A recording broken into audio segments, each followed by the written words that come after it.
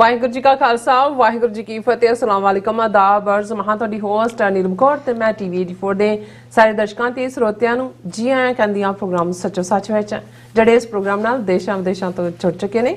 Khalsa affair centre ਦੇ ਸੰਚਾਲਕ doctor Amanjit Singh ji ਰੋਜ਼ਾਨਾ ਤਰ੍ਹਾਂ ਸਟੂਡੀਓ 'ਚ ਮੇਰੇ ਨਾਲ ਮੌਜੂਦ ਨੇ। ਆਓ ਉਹਨਾਂ ਨਾਲ ਗੱਲਬਾਤ ਕਰਕੇ ਅੱਜ ਦੇ ਅਹਿਮ ਇਸ਼ੂਜ਼ ਉੱਪਰ ਉਹਨਾਂ ਦਾ ਤਬਸਰਾ ਜਾਣਦੇ ਹਾਂ। ਜੀ ਡਾਕਟਰ ਸਾਹਿਬ ਵਾਹਿਗੁਰੂ ਜੀ का खालसा वाहिगुरू जी की फतेह।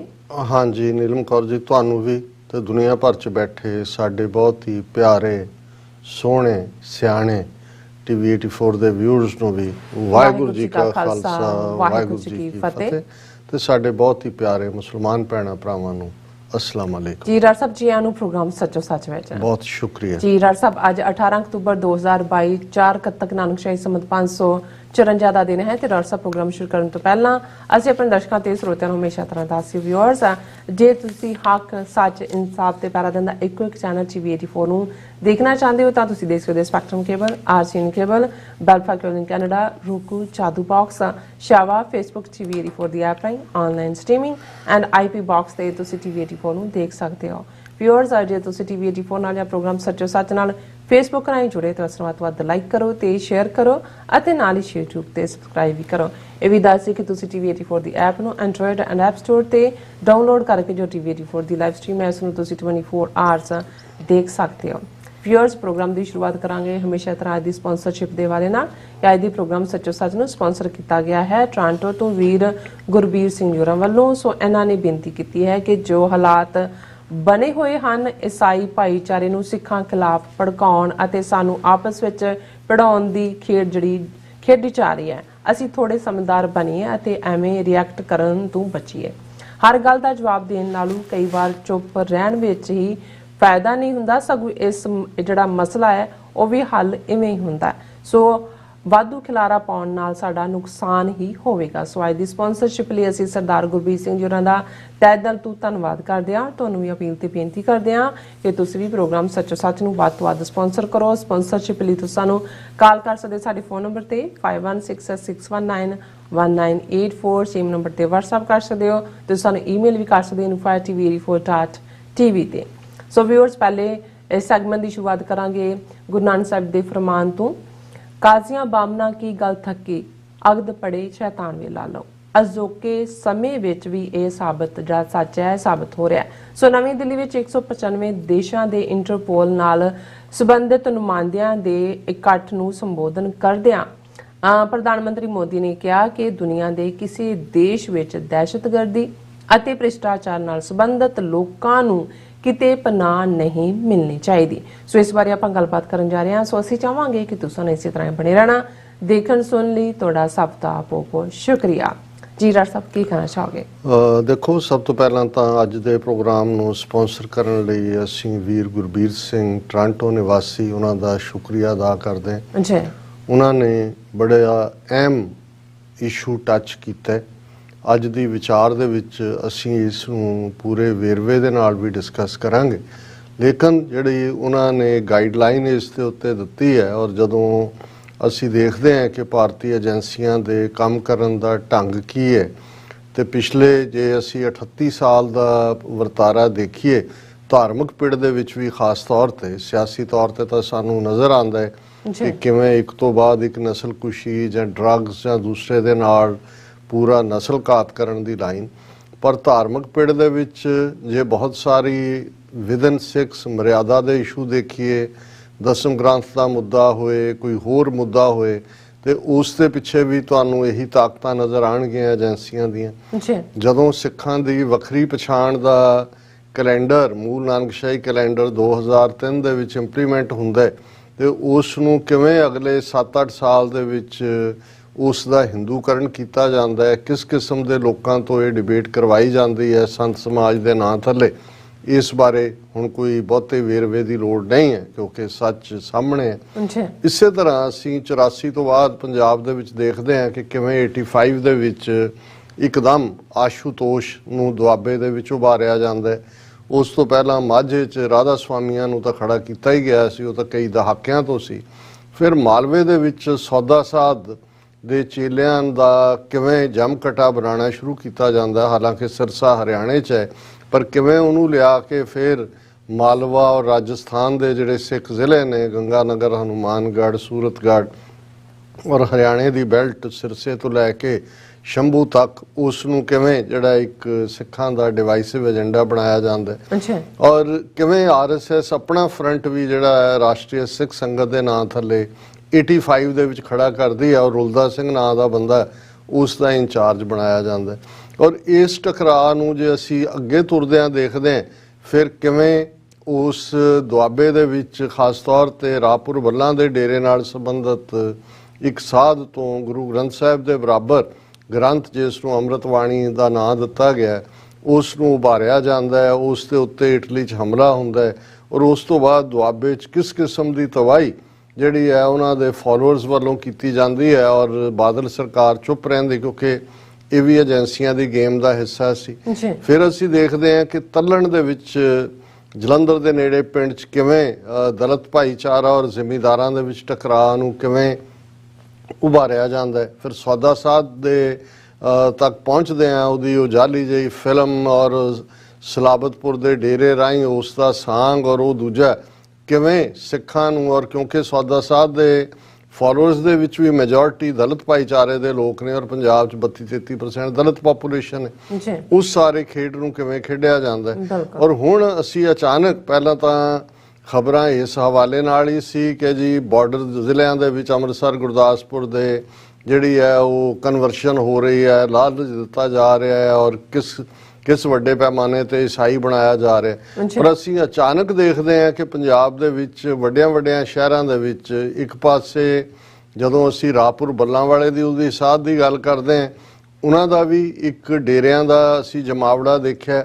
ਔਰ ਸਡਨਲੀ ਅਸੀਂ ਦੇਖਦੇ ਹਾਂ ਕਿ ਜਿਹੜੇ ਈਵਨ ऑर्गेनाइज्ड क्रिश्चियन चर्च नाल संबंधित लोग नहीं भी ने उन्होंने जिन्होंने जाली पैस्टर कहा जाता है और ज़ाहिर है कि जो वो इन्हों के बाबे बना के खड़े किए गए उन्होंने चो बहुत सारे जिमीदार बैकग्राउंड के मुंडे जां उन्हां दियां औरतां ने और उन्हां राहीं किवें करामातां दा जां फिजिकल बीमारियां ठीक करन दा जां दूजा ड्रामा करके किवें उन्हां दा वड्डे जिहड़े कपूरथला, जलंधर, अमृतसर किस लैवल के उत्ते उन्हां दा और अज हालात ये खड़े कर दिते गए हैं कि वो ओपनली जिहड़ा अपने इकट्ठां दे विच गुरु ग्रंथ साहिब, सिख थॉट, गुरु नानक साहिब उन्होंने चैलेंज करते हैं। तो जे सिखां ने काउंटर किया है जां अमृतपाल सिंह दे जाण तो बाद जिथे अमृत छकण दी एक लहर पंजाब दे विच खड़ी हुई है तो उन्होंने किवें उन्होंने लिया के वापस असीं जलंधर दे विच देखदे हैं कि पिछले कल एक वड्डा उन्हां दा इकट्ठ करवाया गया और अमृतपाल सिंह की गिरफ्तारी की मांग की और उन्होंने वो माहौल फिर सिरज दिता है कि जिहड़ी असली स्ट्रगल साडी पातशाहत दी है, अपनी सॉवरनिटी दी है, खालिस्तान दी है, उसनूं किवें खब्बे सज्जे करना है और उन्होंने किवें सोसाइटी नूं बुरी तरह वंड दिता गया और इस तो इलावा ये तो विदन सिखां दे पार्ट है, बाकी जो शिव सेना कर रही है, हिंदुत्वी संस्थावां कर रही ने जां RSS की खेड रही हो वखरी उन्हां दी कहानी है। सो असीं समझते हैं कि वीर गुरबीर सिंह होरां ने बिल्कुल ठीक मैसेज दिता है कि सानू बेलोड़े टकराਅ तो बचन की लोड़ है। ये भी जरूरी नहीं हुंदा कि हर गल दे लई तुसीं काउंटर कामेंट करना हुंदा है, कई बार चुप रहना ही अपने आप दे विच एक जवाब हुंदा है और असीं वीर गुरबीर सिंह जी का शुक्रिया अदा करते हैं। बहुत चंगा कीता तुसीं अज दे प्रोग्राम की शुरुआत गुरु नानक साहब दे फरमान नाल कीती पर तुसी दो लाइना काजियां बामणा की गल थकी अगद पड़े शैतान वे लालो ये कोट कीतियां ने और जदों असीं इस समुचे शब्द दा जिहड़ा गुरु नानक साहब ने जदों बाबर हमलावर हुंदा है इमनाबाद शहर च गुरु नानक साहब खुद मौजूद ने वो उसकी कैद च भी जांदे ने। भाई लालो जिहड़ा उन्हां दा अनन गुरसिख है वो उन्हां दे नाल है तो ये भाई लालो नूं एड्रैस करते हैं जिहड़ा शब्द गुरु नानक साहब ने फरमाया बाबर तो 5 सदियां पहला आया लेकिन ये हर जालम की कहानी है कि जदों जुल्म हो रहा हुंदा है तो किवें जालम जिहड़ा वो एक काइंड परसन दा एक दयालू परसन दा उन्हें एक चोगा पाया हुंदा है, किवें एक डर और दहशत का माहौल सिरजिया जांदा है जिस दे विच किवें जिहड़े शैतान बिरती लोग ने उन्हां दी डोमीनेंस हुंदी है, सचियारे लोग जां परसीक्यूट हुंदे ने ਜਾਂ ਚੁੱਪ ਕਰਕੇ ਡਰ ਕੇ ਬਹਿ ਜਾਂਦੇ ਨੇ।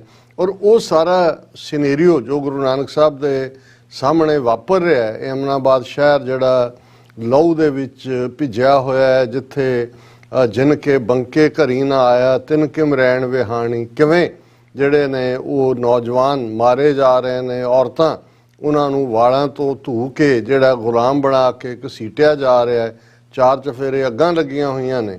ਔਰ ਜਿਸ ਪ੍ਰਥਾ ਹੈ ਗੁਰੂ ਸਾਹਿਬ ਨੇ ਇਹ ਫਰਮਾਇਆ ਕਿ ਕਿਸ ਕਿਸਮ ਦੇ ਜ਼ੁਲਮ ਹੋ ਰਹੇ ਨੇ ਕਿ ਮੁਸਲਮਾਨੀਆਂ ਪੜੇ ਕਤੇਬਾ ਕਸ਼ਟ ਮੇ ਕਰੇ ਖੁਦਾਏ ਵੇ ਲਾਲੋ, ਜਾਤ ਸਨਾਤੀ ਹੋਰ ਹਿੰਦਵਾਣੀਆਂ ਇਹ ਵੀ ਲੇਖਾ ਲਾਏ ਵੇ ਲਾਲੋ, ਕਿ ਨਾ ਉੱਚੀ ਜਾਤ ਦੀਆਂ ਹਿੰਦਵਾਣੀਆਂ ਨਾ ਨੀਵੀਂ ਜਾਤ ਦੀਆਂ, ਨਾ ਹੀ ਈਵਨ ਮੁਸਲਮਾਨ ਔਰਤਾਂ, ਕਿਉਂਕਿ ਬਾਬਰ ਦੀ ਫੌਜ ਲੜ ਰਹੀ ਹੈ ਪਠਾਣਾ ਦੀ ਫੌਜ ਨਾਲ, ਕਿਉਂਕਿ ਜਿਹੜਾ ਦਿੱਲੀ ਤਖਤ ਤੇ ਲੋਧੀ ਖਾਨਦਾਨ ਦਾ ਰਾਜ ਸੀ, ਲੋਧੀ ਪਠਾਣਾ ਦਾ ਰਾਜ ਸੀ।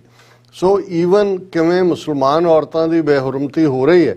ਔਰ ਇਸ ਸਾਰੇ ਦੌਰ ਜਿਹੜਾ ਇਹ ਦੌਰੇ ਜ਼ੁਲਮ ਸੀ ਉਸ ਦੀ ਫੌਜ ਦਾ, ਉਸ ਨਾਲ ਸੰਬੰਧਿਤ ਲਗਭਗ 5 ਸ਼ਬਦ ਅਸੀਂ ਗੁਰੂ ਗ੍ਰੰਥ ਸਾਹਿਬ 'ਚ ਦੇਖਦੇ ਹਾਂ, ਜਿਨ੍ਹਾਂ ਨੂੰ ਕਈ ਵਾਰ ਸਾਡੇ ਸਕਾਲਰ ਜਾਂ ਪ੍ਰਚਾਰਕ ਨੂੰ ਬਾਬਰ ਬਾਣੀ ਕਹਿ ਦੇਣਗੇ। ਹਾਲਾਂਕਿ ਬਾਬਰ ਬਾਣੀ ਨਾਂ ਦਾ ਕੋਈ ਟਾਈਟਲ ਨਹੀਂ ਹੈ, ਪਰ ਇੱਕ ਸ਼ਬਦ ਦੇ ਵਿੱਚ ਇਹ ਲਫ਼ਜ਼ ਜ਼ਰੂਰ ਹੈ ਕਿ ਬਾਬਰ ਬਾਣੀ ਫਿਰ ਗਈ ਕੋਇਰ ਨਾ ਰੋਟੀ ਖਾਏ। ਲੇਕਿਨ ਇਹ ਜਿਹੜੀਆਂ ਦੋਵੇਂ ਲਾਈਨਾਂ, ਔਰ ਅੱਜ ਅਸੀਂ ਇਸ ਦਾ ਕਿਉਂ ਜ਼ਿਕਰ ਕਰ ਰਹੇ ਹਾਂ, ਕਿਉਂਕਿ ਇਹ ਸ਼ਬਦ ਗੁਰੂ ਨਾਨਕ ਸਾਹਿਬ ਦਾ ਜੈਸੀ ਮੈਂ ਆਵੇ ਖਸਮ ਕੀ ਬਾਣੀ ਤੈਸੜਾ ਕਰੀ ਗਿਆਨ ਵੇ ਲਾਲੋ, ਪਾਪ ਕੀ ਜੰਜ ਲੈ ਕਾਬਲੋਂ ਧਾਇਆ ਜੋਰੀ ਮੰਗੇ ਦਾਨ ਵੇ ਲਾਲੋ, ਸ਼ਰਮ ਧਰਮ ਦੋਏ ਛੱਪ ਖਲੋਏ ਕੂੜ ਫਿਰੈ ਪ੍ਰਧਾਨ ਵੇ ਲਾਲੋ, ਕਾਜ਼ੀਆਂ ਬਾਹਮਣਾ ਕੀ ਗੱਲ ਥੱਕੀ ਅਗਦ ਪੜੈ ਸ਼ੈਤਾਨ ਵੇ ਲਾਲੋ। ਹੁਣ ਇਹ ਸਿਨੈਰੀਓ ਜਦੋਂ ਤੁਸੀਂ ਉਸ ਨੂੰ 5 ਸਦੀਆਂ ਬਾਅਦ ਅੱਜ ਦੇ ਦਿੱਲੀ ਰਜੀਮ ਦੇ ਉੱਤੇ ਮੋਦੀ ਸਰਕਾਰ, RSS, ਇਹਨਾਂ ਦੀ ਨਫ਼ਰਤੀ ਵਿਚਾਰਧਾਰਾ, ਇਹ ਦਹਿਸ਼ਤਗਰਦ ਮੋਦੀ ਔਰ ਅਮਿਤ ਸ਼ਾਹ, ਇਹ ਦੋ ਦਹਿਸ਼ਤਗਰਦਾਂ ਦੀ ਜੋੜੀ ਜਿਹਨੇ 2002 ਦੇ ਵਿੱਚ ਹਜ਼ਾਰਾਂ ਮੁਸਲਮਾਨਾਂ ਦਾ ਖੂਨ ਗੁਜਰਾਤ ਦੇ ਗਲੀਆਂ ਕੂਚਿਆਂ ਬਾਜ਼ਾਰਾਂ 'ਚ ਰੋੜਿਆ, ਹਜ਼ਾਰਾਂ ਮੁਸਲਮਾਨ ਔਰਤਾਂ ਦੀ ਬੇਹਰਮਤੀ ਕੀਤੀ ਗਈ, ਈਵਨ ਪ੍ਰੈਗਨੈਂਟ ਵੈਮਨ ਜਿਹੜੀਆਂ ਨੇ ਉਹਨਾਂ ਦੇ ਨਾਲ ਕੀ ਸਲੂਕ ਹੋਏ। ਜੇ ਤੁਸੀਂ ਇੰਡੀਪੈਂਡੈਂਟ ਜਿਹੜੇ ਹਿਊਮਨ ਰਾਈਟਸ ਗਰੁੱਪ ਨੇ ਉਹਨਾਂ ਦੀਆਂ ਰਿਪੋਰਟਸ ਦੇਖੋ ਤਾਂ ਤੁਸੀਂ ਉਹਨਾਂ ਨੂੰ ਪੜ੍ਹ ਨਹੀਂ ਸਕਦੇ ਔਰ ਉਹਨਾਂ ਨੂੰ ਤੁਸੀਂ ਸੁਣ ਨਹੀਂ ਸਕਦੇ। ਔਰ ਇਹੀ ਮੋਦੀ ਔਰ ਅਮਿਤ ਸ਼ਾਹ ਦੇ ਰਾਜ ਦੇ ਵਿੱਚ 50,000 ਤੋਂ ਜ਼ਿਆਦਾ ਸਿੱਖ ਕਿਸਾਨ ਜਿਹੜੇ 1965-66 ਦੇ ਪੀਰੀਅਡ ਤੋਂ ਕੱਛ ਜ਼ਿਲ੍ਹੇ ਦੇ ਵਿੱਚ ਆਬਾਦ ਹੋਏ ਸੀ, ਉਹਨਾਂ ਨੂੰ ਕਿਵੇਂ ਉਜਾੜਿਆ ਗਿਆ।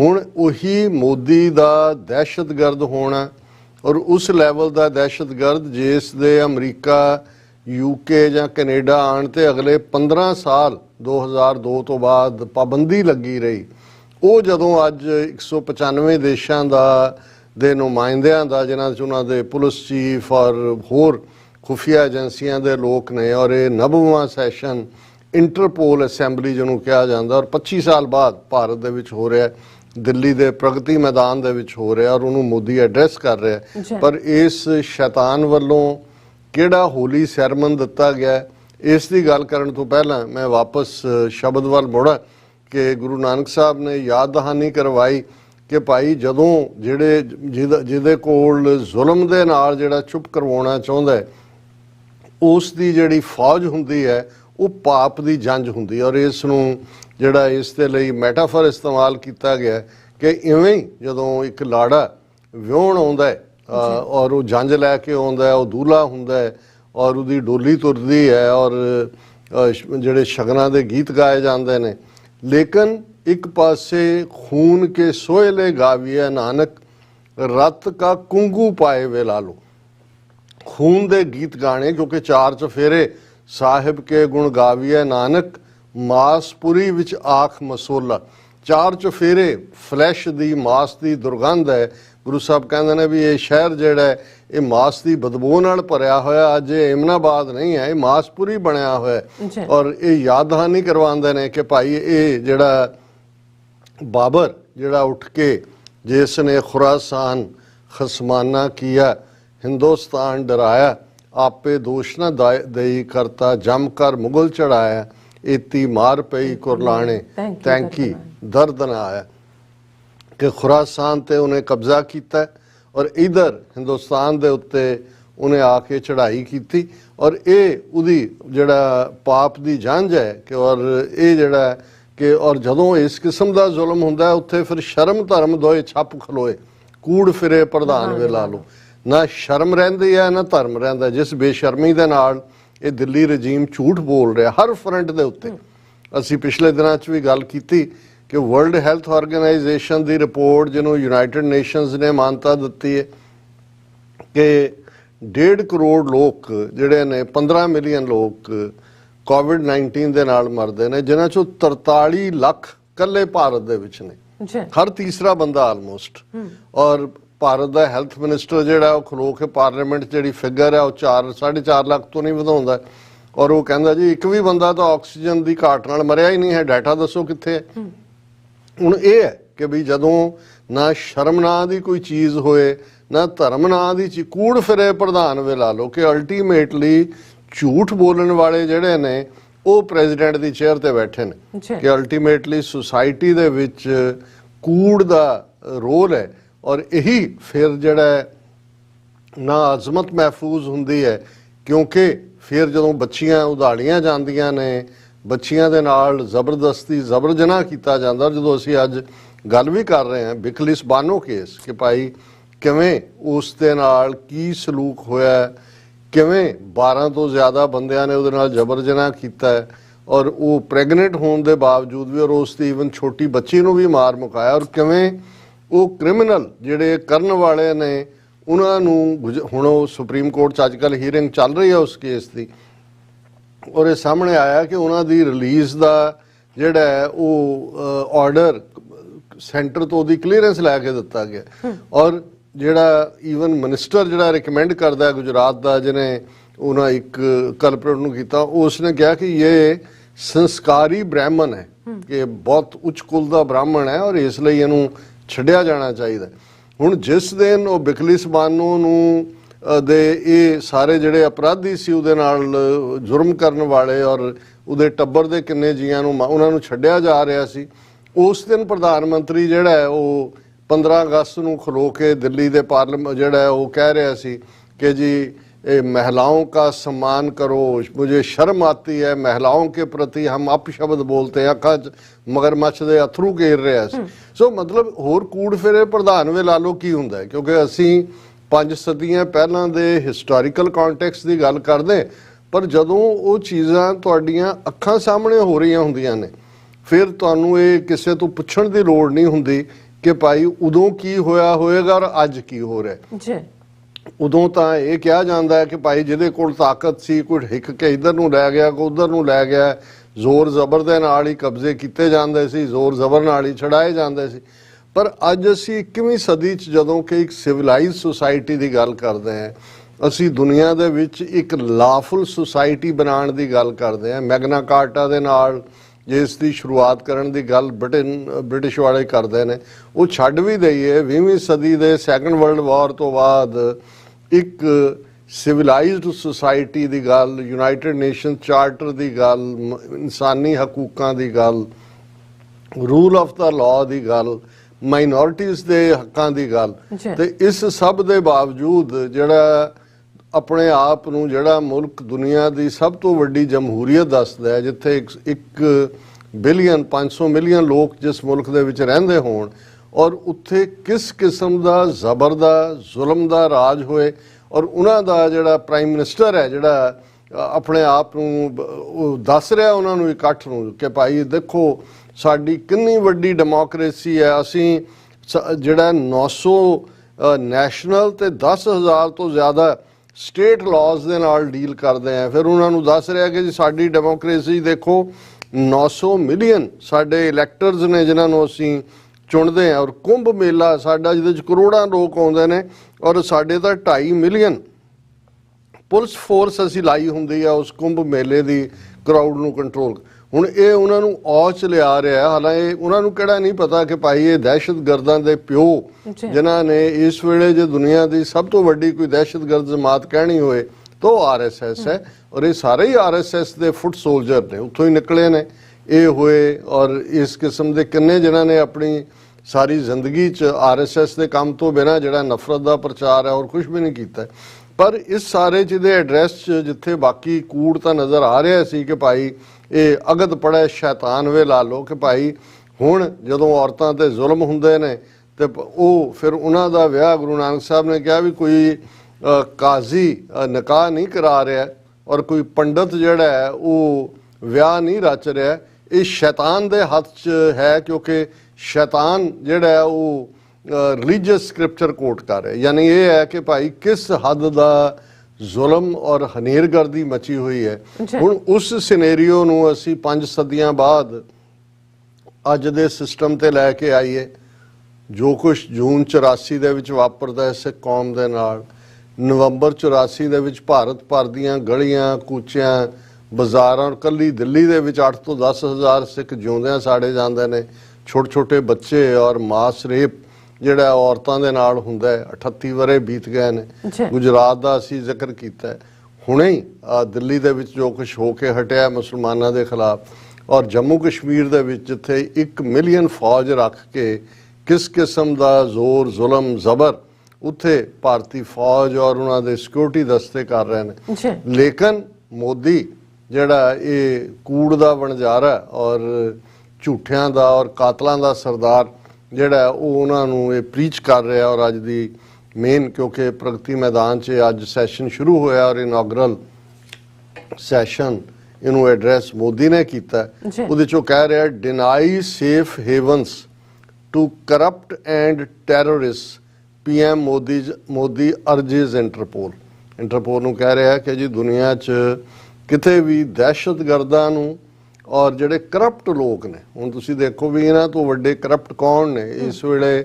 ਜਿੰਨਾ ਪੈਸਾ BJP ਨੇ ਇਕੱਠਾ ਕੀਤਾ ਹੈ ਹਰ ਅਨਫੇਅਰ ਮੀਨ ਦੇ ਨਾਲ ਔਰ ਜਿਹਨੂੰ ਮਰਜ਼ੀ ਖਰੀਦਦੇ ਨੇ, ਹੁਣ ਤਾਂ ਉਹ ਕਰੋੜਾਂ ਦਾ ਸੌਦਾ ਹੁੰਦਾ, ਲੱਖ ਲੁੱਖ ਸ਼ਬਦ ਨਹੀਂ ਰਿਹਾ।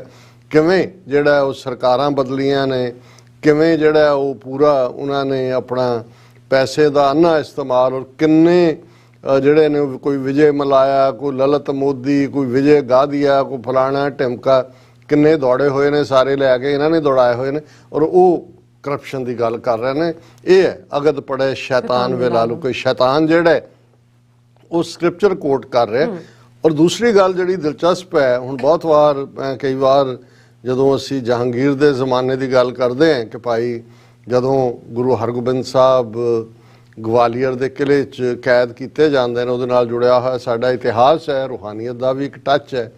ਪਰ ਇੱਕ ਪਾਰਟ ਇਹ ਹੁੰਦਾ ਹੈ ਕਿ ਵੀ ਉਹਨੂੰ ਜਹਾਂਗੀਰ ਨੂੰ ਰਾਤ ਇਵੇਂ ਲੱਗਦਾ ਸੀ ਕਿ ਸਿੱਖ ਉਹਦੀ ਛਾਤੀ ਤੇ ਚੜੇ ਹੋਏ ਨੇ ਔਰ ਉਹ ਇੱਕ ਦਬਾਅ ਮਹਿਸੂਸ ਕਰਦਾ ਸੀ ਔਰ ਉੱਠ ਕੇ ਬੈਠ ਜਾਂਦਾ ਸੀ।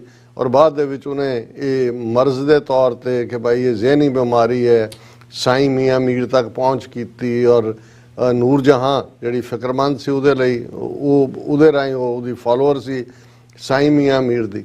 ਸੋ ਮੈਂ ਇਹਨੂੰ ਕਈ ਵਾਰੀ ਐਜ਼ ਜਦੋਂ ਮੈਟਾਫਰ ਤੁਸੀਂ ਅਲੰਕਾਰ ਇਸਤੇਮਾਲ ਕਰਨਾ ਹੋਏ ਕਿ ਭਾਈ ਤੁਹਾਡੇ ਕੋਲ ਇੰਨੀ ਤਾਕਤ ਹੈ ਲੇਕਿਨ ਇਹਦੇ ਬਾਵਜੂਦ ਤੁਹਾਨੂੰ ਲੱਗਦਾ ਹੈ ਵੀ ਸਿੱਖ ਤੁਹਾਡੀ ਛਾਤੀ ਤੇ ਚੜੇ ਹੋਏ ਨੇ। ਔਰ ਮੈਨੂੰ ਜਹਾਂਗੀਰ ਦਾ ਤਾਂ ਅਸੀਂ ਦੇਖਿਆ ਨਹੀਂ, ਉਹ ਤਾਂ ਪੜ੍ਹਿਆ ਹੀ ਹੈ।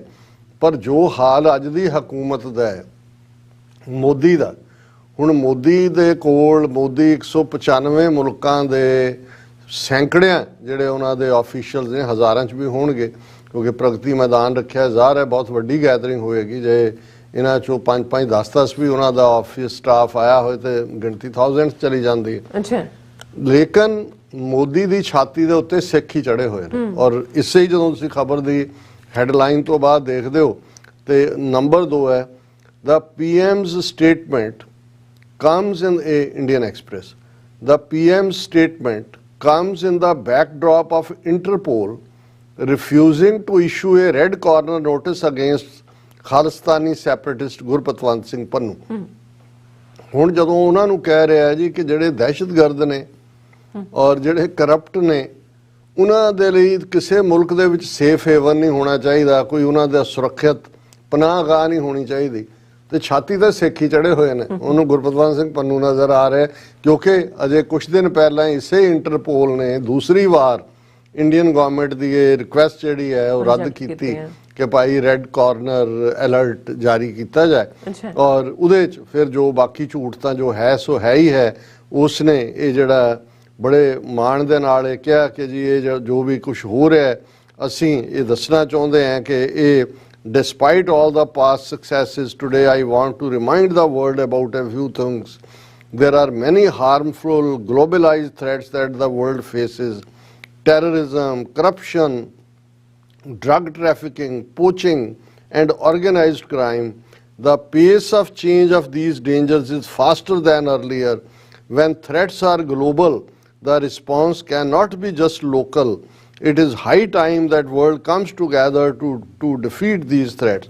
ਇਹ ਤਾਂ ਹੁਣ ਇਹਨੂੰ ਤੁਸੀਂ ਜੋਕ ਕੀ ਕਹਿ ਸਕਦੇ ਹੋ ਕਿ ਭਾਈ ਇੱਕ ਕਾਤਲ ਜਿਹੜਾ ਹੈ ਉਹ ਇਸ ਕਿਸਮ ਦੀਆਂ ਗੱਲਾਂ ਜਿਹਨੇ ਆਪਣੇ ਮੁਲਕ ਦੇ ਵਿੱਚ ਜਿਨ੍ਹਾਂ ਦੀ ਸਾਰੀ ਪੋਲਿਟਿਕਸ ਦਹਿਸ਼ਤਗਰਦੀ ਤੇ ਹੋਏ, ਹਿੰਦੂਤਵਾ ਦੇ ਜਿਹੜਾ ਇਸ ਝੰਡਾ ਬਰਦਾਰਾਂ ਤੋਂ ਵੱਡਾ ਕੋਈ ਦਹਿਸ਼ਤਗਰਦ ਨਹੀਂ ਹੈ, ਜਿਨ੍ਹਾਂ ਨੇ ਖੁਦ ਦਹਿਸ਼ਤਗਰਦੀ ਦਾ ਸਹਾਰਾ ਲੈ ਕੇ ਸ੍ਰੀਲੰਕਾ ਦੇ ਵਿੱਚ ਸਿਵਲ ਵਾਰ ਕਰਵਾਈ ਹੋਏ, ਤਮਿਲਾਂ ਨੂੰ ਇਸਤੇਮਾਲ ਕਰਕੇ, ਪ੍ਰਭਾਕਰਨ ਨੂੰ ਟ੍ਰੇਨਡ ਕਰਕੇ, ਔਰ ਸ੍ਰੀਲੰਕਾ 'ਚ 50,000 ਤੋਂ ਜ਼ਿਆਦਾ ਸਿਵਲੀਅਨਸ ਦੀਆਂ ਮੌਤਾਂ ਉਹ ਤਮਿਲ ਹੋਣ ਜਾਂ ਸਿਹਾਲੀਜ਼ ਹੋਈਆਂ ਹੋਣ, ਜਿਨ੍ਹਾਂ ਨੇ ਖੁਦ ਦਹਿਸ਼ਤਗਰਦੀ ਦਾ ਸਹਾਰਾ ਲੈਂਦਿਆਂ ਮੁਕਤੀ ਵਾਹਿਨੀ ਦੇ ਨਾਂ ਥੱਲੇ ਪਾਕਿਸਤਾਨ ਨੂੰ 2 ਹਿੱਸਿਆਂ 'ਚ ਵੰਡਿਆ ਹੋਏ ਬੰਗਲਾਦੇਸ਼ 1971 'ਚ, ਜਿਨ੍ਹਾਂ ਦਾ ਕੁਲਭੂਸ਼ਣ ਯਾਦਵ ਹਾਇਰ ਆਫੀਸ਼ੀਅਲ ਜਿਹੜਾ ਹੈ ਉਹ ਸਪਾਈ ਮਾਸਟਰ ਉਹ ਪਾਕਿਸਤਾਨ ਦੀ ਕੈਦ ਦੇ ਵਿੱਚ ਹੋਏ ਕਿਉਂਕਿ ਬਲੋਚਿਸਤਾਨ ਤੋਂ ਲੈ ਕੇ ਔਰ ਅਫਗਾਨਿਸਤਾਨ ਨਾਲ ਲੱਗਦੀ ਸਰਹੱਦ ਤੇ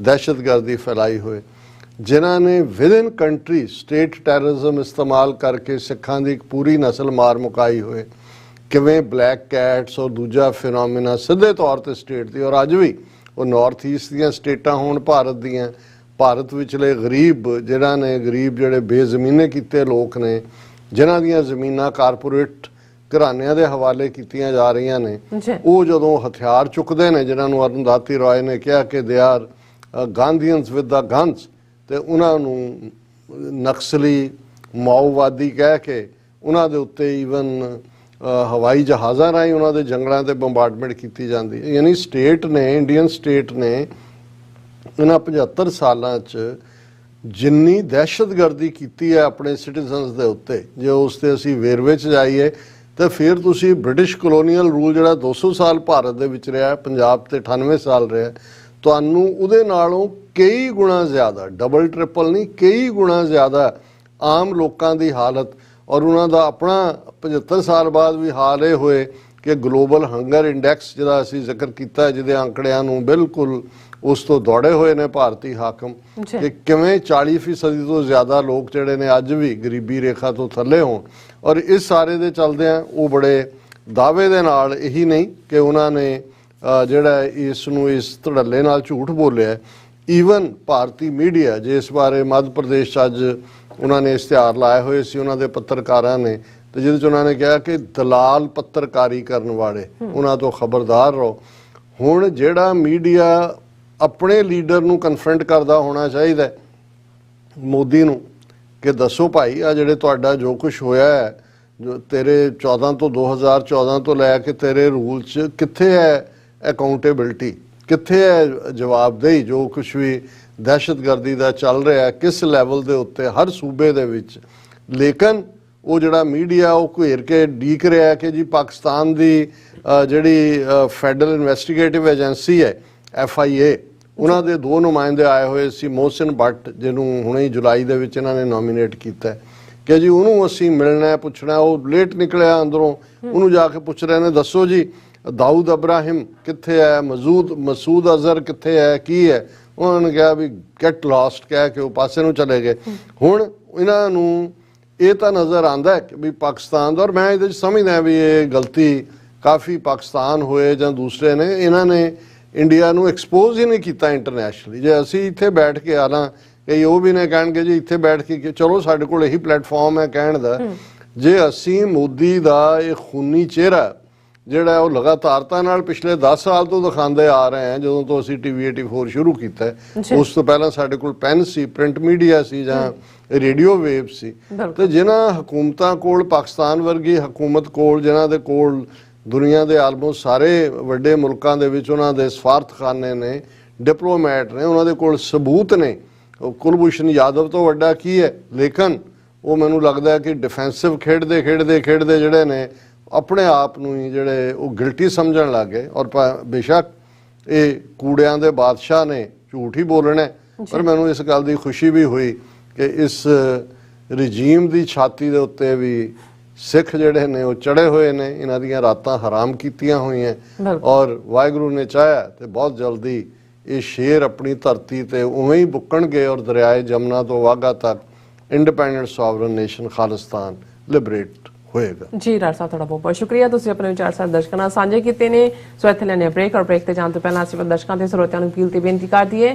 ਵਿਊਅਰਸ, ਜਿਸ ਤਰ੍ਹਾਂ ਕਿ ਤੁਸੀਂ ਜਾਣਦੇ ਹੋ ਕਿ TV 84 ਹੱਕ, ਸੱਚ, ਇਨਸਾਫ ਦੀ ਜਿਹੜੀ ਆਵਾਜ਼ ਹੈ ਉਹ ਬੁਲੰਦ ਕਰ ਰਿਹਾ ਹੈ। ਇਹ ਆਵਾਜ਼ ਤੁਹਾਡੇ ਪਿਆਰ ਸਦਕਾ, ਤੁਹਾਡੇ ਵਿਸ਼ਵਾਸ ਸਦਕਾ, ਤੁਹਾਡੇ ਡੋਨੇਸ਼ਨ ਸਦਕਾ ਹੀ ਹੋ ਸਕਦੀ ਹੈ।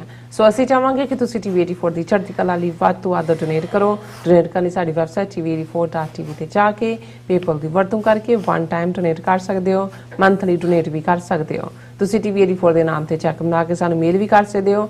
ਸਾਡੇ ਇਸ ਪਤੇ ਤੇ 36-01 37th ਐਵਨਿਊ, ਲੌਂਗ ਆਈਲੈਂਡ ਸਿਟੀ, ਨਿਊਯਾਰਕ 11101 USA, ਜਾਂ ਫਿਰ ਤੁਸੀਂ ਸਾਨੂੰ ਫੋਨ ਰਾਹੀਂ ਵੀ ਸੰਪਰਕ ਕਰ ਸਕਦੇ ਹੋ ਸਾਡੇ ਫੋਨ ਨੰਬਰ ਤੇ 5166191984। ਤੁਸੀਂ ਸਾਨੂੰ ਈਮੇਲ ਵੀ ਕਰ ਸਕਦੇ ਹੋ info@tv84.tv ਤੇ। ਅਸੀਂ ਤੁਹਾਡੇ ਤਹਿ ਦਿਲ ਤੋਂ ਸ਼ੁਕਰਗੁਜ਼ਾਰ ਹੋਵਾਂਗੇ। ਸੋ ਇੱਥੇ ਲੈਣੇ ਬ੍ਰੇਕ। ਵਿਊਅਰਸ, ਤੁਸੀਂ ਸਾਨੂੰ ਇਸੇ ਤਰ੍ਹਾਂ ਬਣੇ ਰਹਿਣਾ। ਮਿਲਦੇ ਹਾਂ ਆਫਟਰ ਦਿਸ ਸ਼ਾਰਟ ਬ੍ਰੇਕ।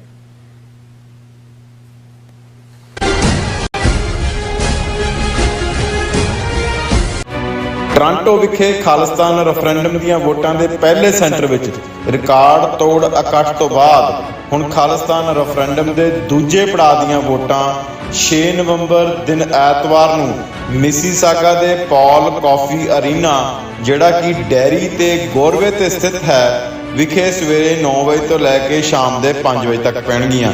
ਹੋਰ ਜਾਣਕਾਰੀ ਲਈ ਸੰਪਰਕ ਕਰੋ 437 423 2669। ਕੀ ਤੁਸੀਂ ਰੋਜ਼ਾਨਾ ਕੰਮ ਤੇ ਆਪਣਾ ਵਧੇਰੇ ਸਮਾਂ ਬਿਤਾਉਣ ਤੋਂ ਪਰੇਸ਼ਾਨ ਹੋ? ਆਪਣੀ ਪੂੰਜੀ ਨੂੰ ਕੰਮ ਤੇ ਲਗਾਓ, ਸਾਡੇ ਨਾਲ ਇਨਵੈਸਟ ਕਰੋ। ਅਸੀਂ ਤੁਹਾਡੀ ਪੂੰਜੀ ਤੋਂ ਤੁਹਾਡੇ ਲਈ ਵਧੇਰੇ ਪੈਸੇ ਬਣਾ ਸਕਦੇ ਹਾਂ। ਅਸੀਂ ਪ੍ਰਾਈਵੇਟ ਇਕੁਇਟੀ ਇਨਵੈਸਟਮੈਂਟ ਫਰਮ ਹਾਂ ਤੇ ਕਮਰਸ਼ੀਅਲ ਰੀਅਲ ਏਸਟੇਟ ਵਿੱਚ ਮਾਹਿਰ ਹਾਂ। Property management, leasing, asset management, commercial real estate investment ਵਿੱਚ ਸਾਰੀਆਂ ਸੇਵਾਵਾਂ ਲਈ ਅਮਰੀਕਾ ਭਰ ਵਿੱਚੋਂ ਤੁਸੀਂ ਸਾਡੇ ਤੱਕ ਪਹੁੰਚ ਕਰ ਸਕਦੇ ਹੋ। ਆਜ਼ਾਦ ਕਮਰਸ਼ੀਅਲ ਰੀਅਲਟੀ ਸਰਵਿਸਿਜ਼ ਦੇ Azad family trust, 701 North Post Oak Road, suite number 204, Houston, Texas. ਤੁਸੀਂ ਸਾਨੂੰ ਸਾਡੇ ਫੋਨ ਨੰਬਰ 7136861277 ਤੇ ਵੀ ਸੰਪਰਕ ਕਰ ਸਕਦੇ ਹੋ। Azad commercial realty services.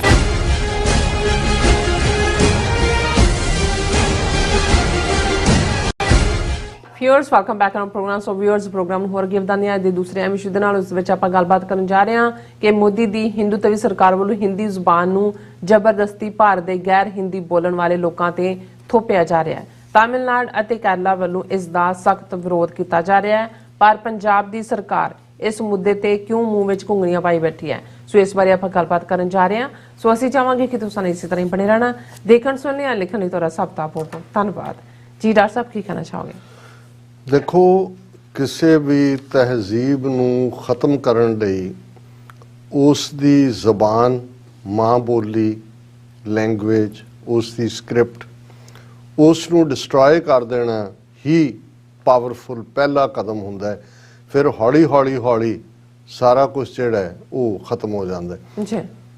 ਮੈਨੂੰ ਜਿੰਨਾ ਕੁ ਇਸ ਲੈਂਗੁਏਜ ਪਾਲਿਸੀ ਦੇ ਉੱਤੇ ਅਸੀਂ ਅਕਸਰ ਗੱਲ ਕਰਦੇ, ਔਰ RSS ਜਿਹਦੀ ਨੀਤੀ ਔਰ ਜਿਸ ਦਾ ਸਲੋਗਨ 100 ਸਾਲ ਪਹਿਲਾਂ ਹੀ ਜਦੋਂ RSS 1920 ਦੇ ਵਿੱਚ ਡਾਕਟਰ ਹੈਡਗਵੇਅਰ ਔਰ ਬਾਅਦ ਦੇ ਵਿੱਚ ਗੋਲਵਲਕਰ ਦੀ ਅਗਵਾਈ ਥੱਲੇ ਅੱਗੇ ਵੱਧਦੀ ਹੈ, ਸੋ ਉਹਨਾਂ ਦਾ ਮੂਲ ਨਾਰਾ ਹੀ ਜਿਹੜਾ ਕਿ ਕਾਮਨ ਮੈਨ ਦੇ ਤੱਕ ਪਹੁੰਚਾਇਆ ਗਿਆ ਸੀ, ਉਹ ਹਿੰਦੂ, ਹਿੰਦੀ, ਹਿੰਦੁਸਤਾਨ ਜੀ। ਔਰ ਇਹਦੇ ਜਦੋਂ ਅਸੀਂ ਹਿੰਦੀ ਲਫ਼ਜ਼ ਦੇਖਦੇ ਹਾਂ, ਹੁਣ ਅਸੀਂ ਹਿੰਦੂ ਵਾਲੀ ਡੀਟੇਲ 'ਚ ਨਹੀਂ ਜਾਵਾਂਗੇ ਕਿ ਉਹਨੂੰ ਸਾਵਰਕਰ ਨੇ ਜਾਂ ਲਾਲਾ ਲਾਜਪਤ ਰਾਏ ਨੇ ਕਿਵੇਂ ਉਸ ਨੂੰ ਪੋਲੀਟੀਕਲ ਈਡੀਅਮ ਦੇ ਵਿੱਚ ਜ਼ਿਆਦਾ ਇਸਤੇਮਾਲ ਕੀਤਾ, ਖਾਸ ਤੌਰ 'ਤੇ ਸਾਵਰਕਰ ਨੇ। ਅਸੀਂ ਹਿੰਦੀ ਜ਼ਬਾਨ ਦੀ ਗੱਲ ਕਰਾਂਗੇ। ਜਦੋਂ ਇੱਕ ਪ੍ਰੋਗਰਾਮ ਦੇ ਵਿੱਚ ਮੈਂ ਇਹ ਪ੍ਰੈਜੈਂਟੇਸ਼ਨ ਦਿੱਤੀ ਔਰ ਮੈਂ ਇਹ ਕਿਹਾ ਕਿ ਵੀ ਹਿੰਦੀ ਜ਼ਬਾਨ ਦੀ ਜਿਹੜੀ ਉਮਰ ਹੈ ਉਹ 150 ਸਾਲ ਹੈ, ਔਰ ਇੱਕ ਦੋ ਨੇ ਉਸ ਦੇ ਉੱਤੇ ਬਾਅਦ 'ਚ ਮੈਨੂੰ ਲਿਖਿਆ ਵੀ, ਪਰ ਫਿਰ ਉਹਨਾਂ ਨੇ ਬਾਅਦ 'ਚ ਜਦੋਂ ਉਹਨਾਂ ਨੇ ਆਪਣੀ ਰਿਸਰਚ ਕੀਤੀ ਉਹਨਾਂ ਨੇ ਕਿਹਾ ਜੀ ਇਹ ਬਿਲਕੁਲ ਠੀਕ ਹੈ, ਕਿਉਂਕਿ ਹਿੰਦੀ ਨਾਂ ਦੀ ਕੋਈ ਜ਼ਬਾਨ ਜਿਹੜੀ ਹੈ 150 ਸਾਲ ਪਹਿਲਾਂ ਜਦੋਂ ਅੰਗਰੇਜ਼ਾਂ ਨੇ 19ਵੀਂ ਸਦੀ ਦੇ ਅਖੀਰ 'ਚ ਇਸ ਨੂੰ ਦੇਵਨਾਗਰੀ ਸਕ੍ਰਿਪਟ ਦੇ ਤੌਰ ਤੇ ਇੱਕ ਜ਼ਬਾਨ ਦੇ ਤੌਰ ਤੇ ਕਬੂਲਿਆ, ਉਦੋਂ ਤੱਕ ਈਵਨ ਜਿਹੜਾ ਹਿੰਦੂ ਹਾਰਟਲੈਂਡ ਹੈ ਜਿਹਨੂੰ ਕਾਊ ਬੈਲਟ ਕਿਹਾ ਜਾਂਦਾ ਹੈ, ਗੰਗਾ ਜਮਨੀ ਤਹਿਜ਼ੀਬ ਕਿਹਾ ਜਾਂਦਾ ਹੈ, ਜਿਸ ਦੇ ਵਿੱਚ ਯੂਪੀ ਬਿਹਾਰ ਮੁੱਖ ਸਟੇਟਾਂ ਨੇ, ਉਹਨਾਂ ਦੇ ਵਿੱਚ ਵੀ ਜਿਹੜੇ ਡਾਇਲੈਕਟ ਨੇ, ਜੇ ਬ੍ਰਜ ਭਾਸ਼ਾ ਹੈ ਜਿਸ ਦੇ ਵਿੱਚ ਬਹੁਤ ਸਾਰੀ ਪੋਇਟਰੀ ਵੀ ਲਿਖੀ ਜਾਂਦੀ ਸੀ, ਭਾਈ ਸੰਤੋਖ ਸਿੰਘ ਹੋਰਾਂ ਦੀਆਂ ਬਹੁਤ ਸਾਰੀਆਂ ਰਚਨਾਵਾਂ ਬ੍ਰਜ ਭਾਸ਼ਾ 'ਚ ਨੇ। ਇਸੇ ਤਰ੍ਹਾਂ ਭਾਈ ਗੁਰਦਾਸ ਜੀ ਜਿਨ੍ਹਾਂ ਦੀਆਂ ਇੱਕ ਵਾਰਾਂ ਤਾਂ ਠੇਠ ਪੰਜਾਬੀ ਹੈ ਮਾਝੇ ਦੇ ਡਾਇਲੈਕਟ 'ਚ, ਲੇਕਿਨ ਉਹਨਾਂ ਦੇ ਜਿਹੜੇ ਕਵਿਤ ਸਵਈਏ ਨੇ ਉਹਨਾਂ ਦੇ ਵਿੱਚ ਅਸੀਂ ਬ੍ਰਜ ਭਾਸ਼ਾ ਦੇਖਦੇ ਹਾਂ। ਹੁਣ ਬ੍ਰਜ ਭਾਸ਼ਾ ਉਹੀ ਕ੍ਰਿਸ਼ਨ ਦੇ ਬਿੰਦਰਾਬਨ ਔਰ ਉਹੀ ਬ੍ਰਜਲੈਂਡ ਦੇ ਦੁਆਲੇ ਘੁੰਮਦੀ ਹੈ। ਫਿਰ ਅਸੀਂ ਅਵਧ ਦਾ ਡਾਇਲੈਕਟ ਦੇਖਦੇ ਹਾਂ, ਅਵਧ ਅੱਜ ਦਾ ਮੌਜੂਦਾ ਲਖਨਊ ਹੈ। ਫਿਰ ਅਸੀਂ ਭੋਜਪੁਰੀ ਡਾਇਲੈਕਟ ਦੇਖਦੇ ਹਾਂ, ਔਰ ਮੈਂ ਰਵੀਸ਼ ਕੁਮਾਰ ਦੇ ਹਵਾਲੇ ਨਾਲ ਵੀ ਅੱਗੇ ਗੱਲ ਕੀਤੀ ਸੀ ਕਿ ਜਦੋਂ 21 ਫਰਵਰੀ ਦਾ ਦਿਨ ਆਉਂਦਾ ਹੈ ਮਦਰ ਲੈਂਗੁਏਜ ਡੇ, ਪਿਛਲੇ ਪ੍ਰੋਗਰਾਮ 'ਚ ਉਹਨੇ ਸਾਰਾ ਪ੍ਰੋਗਰਾਮ ਭੋਜਪੁਰੀ 'ਚ ਕੀਤਾ, ਉਹਨੇ ਕਿਹਾ ਕਿ ਅੱਜ ਮੈਂ ਆਪਣੀ ਮਾਂ ਬੋਲੀ ਭੋਜਪੁਰੀ ਨੂੰ ਸੈਲੂਟ ਕਰਦਾ। ਹੁਣ ਇੰਨਾ ਜ਼ਬਰਦਸਤ ਉਹ ਹਿੰਦੀ ਦਾ ਤਜ਼ੀਆਕਾਰ ਹੈ, ਲੇਕਿਨ ਉਹ ਵੀ ਅੱਜ ਵੀ ਉਹ ਇਹ ਕਹਿੰਦਾ ਹੈ ਕਿ ਜੀ ਮੇਰੀ ਮਾਂ ਬੋਲੀ ਜਿਹੜੀ ਹੈ ਉਹ ਭੋਜਪੁਰੀ ਹੈ। ਹੁਣ ਇਹ ਭੋਜਪੁਰੀ, ਅਵਧੀ, ਇਸ ਦੇ ਨਾਲ ਜੁੜੇ ਹੋਏ ਹੋਰ ਵੀ ਜਿਹੜੇ 3-4 ਡਾਇਲੈਕਟ ਨੇ ਬੁੰਦੇਲਖੰਡ ਦੇ, ਇਹਨਾਂ ਦੇ ਆਪਣੇ ਡਾਇਲੈਕਟ, ਇਹਦਾ ਕੋਈ ਹਿੰਦੀ ਜ਼ਬਾਨ ਨਾਂ ਦਾ ਕੋਈ ਸ਼ਬਦ ਨਹੀਂ ਸੀ। ਅੰਗਰੇਜ਼ਾਂ ਨੇ ਕਿਉਂਕਿ ਜਿੱਥੇ ਉਹ ਸਿੱਖਾਂ ਤੋਂ ਖੌਫਜ਼ਦਾ ਸੀ, ਕਿਉਂਕਿ ਸਿੱਖਾਂ ਤੋਂ ਉਹਨਾਂ ਨੇ ਰਾਜ ਵੀ ਖੋਇਆ ਹੋਇਆ ਸੀ ਧੋਖੇ ਨਾਲ, ਜੋ ਮਹਾਰਾਜਾ ਦਲੀਪ ਸਿੰਘ ਨਾਲ ਕੀਤਾ, ਪਰ ਉਹਨਾਂ ਨੇ ਸਿੱਖਾਂ ਨੂੰ ਪੈਂਪਰ ਕਰਕੇ ਮਰਬੇ ਜ਼ਮੀਨਾਂ ਦੇ ਇੱਧਰ ਉੱਧਰ ਤੇ ਫੌਜ 'ਚ ਕਰਕੇ, ਇਹਦੇ ਬਾਵਜੂਦ ਉਹ ਸਿੱਖਾਂ ਤੋਂ ਹਮੇਸ਼ਾ ਸੀ ਕਿ ਵੀ ਇਹਨਾਂ 'ਚ ਆਵਾਜ਼, ਤੇ ਦੂਸਰਾ ਮੁਸਲਮਾਨਾਂ ਤੋਂ, ਕਿਉਂਕਿ ਮੁਸਲਮਾਨਾਂ ਨੇ ਤਾਂ ਰੂਲ ਕੀਤਾ ਹੋਇਆ ਸੀ ਉੱਥੇ, ਬਹਾਦਰ ਸ਼ਾਹ ਜ਼ਫਰ ਜਾਂ ਦੂਸਰਾ ਉਹਨਾਂ ਤੋਂ ਲਿਆਇਆ, ਸੋ ਉਹਨਾਂ ਦਾ ਥੱਲਾ ਲਾਉਣ ਦੀ ਕੋਸ਼ਿਸ਼ ਕੀਤੀ। ਔਰ ਬ੍ਰਿਟਿਸ਼ ਪੀਰੀਅਡ ਦੇ ਵਿੱਚ ਇਹ ਜਿਹੜੀ ਮਿਡਲ ਕਲਾਸ ਹਿੰਦੂਆਂ ਦੀ ਸੀ ਇਸ ਨੂੰ ਚੰਗੀ ਤਰ੍ਹਾਂ ਉਭਾਰਿਆ ਗਿਆ, ਔਰ ਉਹਨਾਂ ਨੇ ਜਿਹੜਾ ਜ਼ਬਾਨ ਹਿੰਦੀ ਨੂੰ ਰੈਕਗਨਾਈਜ਼ ਕਰਨ ਦਾ ਮਤਲਬ ਹੀ ਇਹ ਸੀ ਕਿ ਇੱਕ ਪੈਰਲਲ ਫੋਰਸ ਜਿਹਦੇ ਥੱਲੇ, ਤਾਂ ਕਿ ਜਿਹੜੀ ਕੋਈ ਵੀ ਕਲਚਰਲ ਐਫਿਨਿਟੀ ਹੈ ਉਸ ਦੇ ਵਿੱਚ ਇੱਕ ਹਿੰਦੂ ਐਂਗਲ ਵੀ ਵਾੜਿਆ ਜਾਏ, ਔਰ ਇਸ ਦੀ ਜਿਹੜੀ ਕਲਚਰਲ ਚੇਤਨਾ ਹੈ ਉਹ ਤਾਂ ਅਸੀਂ ਦੇਖਦੇ ਹਾਂ ਕਿ ਭਾਈ 19ਵੀਂ ਸਦੀ ਦੇ ਵਿੱਚ ਉਹ ਸੇਂਟ ਔਰਬਿੰਦੋ ਹੋਏ, ਰਵਿੰਦਰਨਾਥ ਟੈਗੋਰ ਹੋਏ, ਆਨੰਦ ਮੱਠ ਦੇ ਨਾਂ ਥੱਲੇ,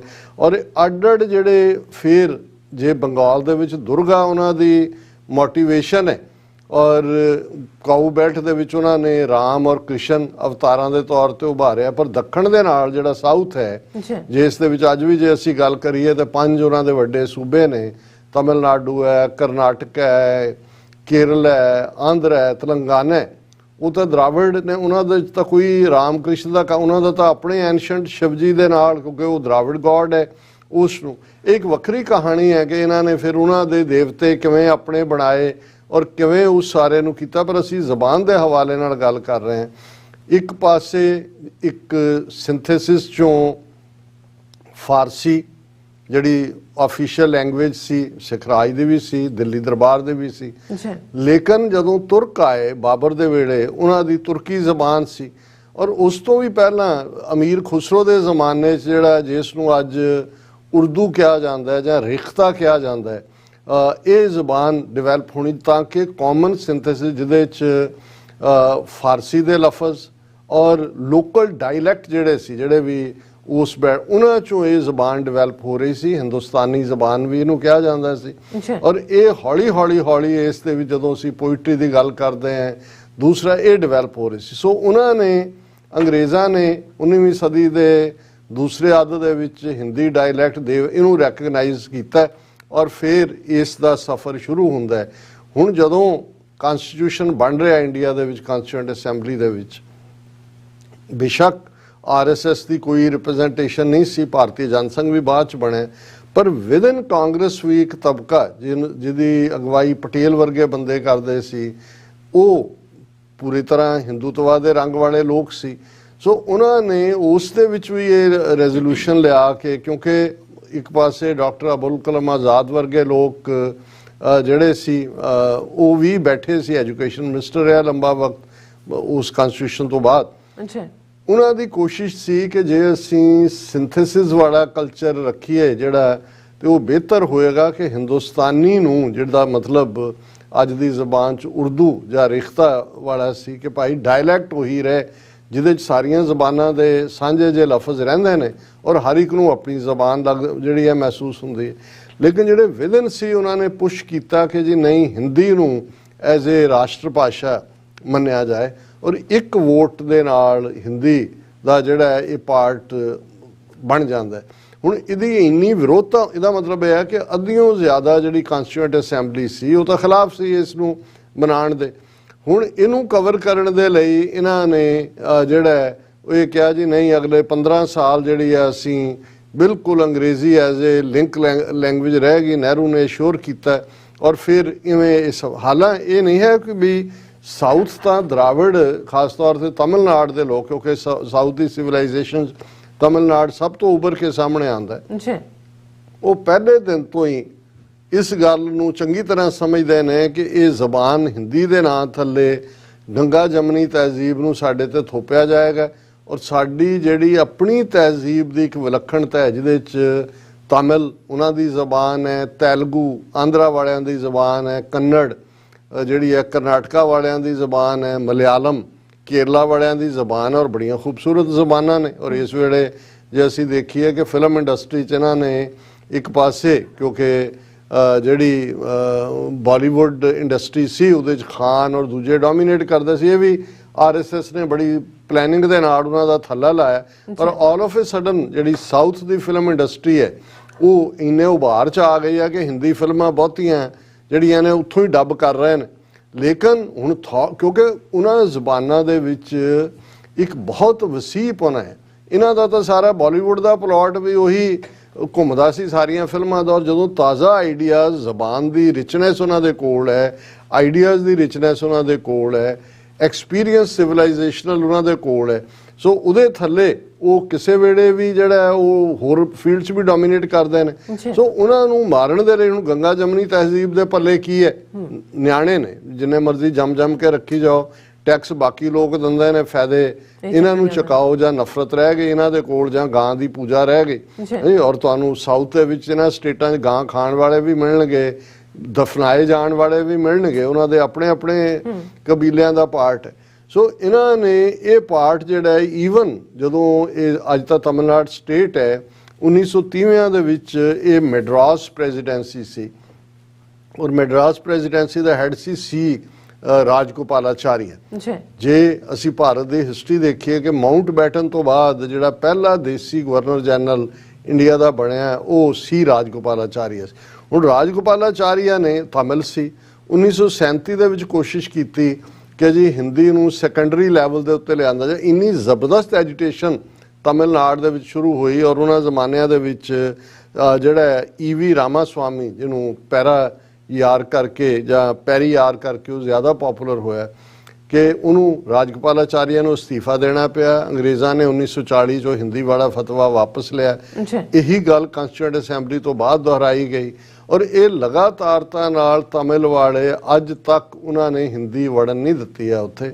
ਹੁਣ ਜਿਹੜੀ ਇਹ ਜਿਸ ਕਰਕੇ ਅਸੀਂ ਇਹ ਖਬਰ ਨੂੰ ਡਿਸਕਸ ਕਰ ਰਹੇ ਔਰ ਹੁਣ ਇਹ ਕਿਵੇਂ ਹਿੰਦੀ ਇੰਪੋਜ਼ ਕਰਨਾ ਚਾਹੁੰਦੇ ਨੇ ਵਾਪਸ, ਔਰ ਤਮਿਲਨਾਡੂ ਨੇ ਔਰ ਕੇਰਲਾ ਨੇ ਕਿਵੇਂ ਇਹਦੇ ਤੇ ਸਟਰੋਂਗ ਸਟੈਂਡ ਲਿਆ ਔਰ ਇਹਨਾਂ ਨੇ ਇੱਕ parliamentary committee on official languages ਬਣਾਈ ਇਹ ਦੱਸਣ ਦੇ ਲਈ ਕਿ ਜੀ ਅਸੀਂ ਬੜਾ ਪਾਰਲੀਮੈਂਟਰੀ ਤਰੀਕੇ ਨਾਲ ਕਰ ਰਹੇ।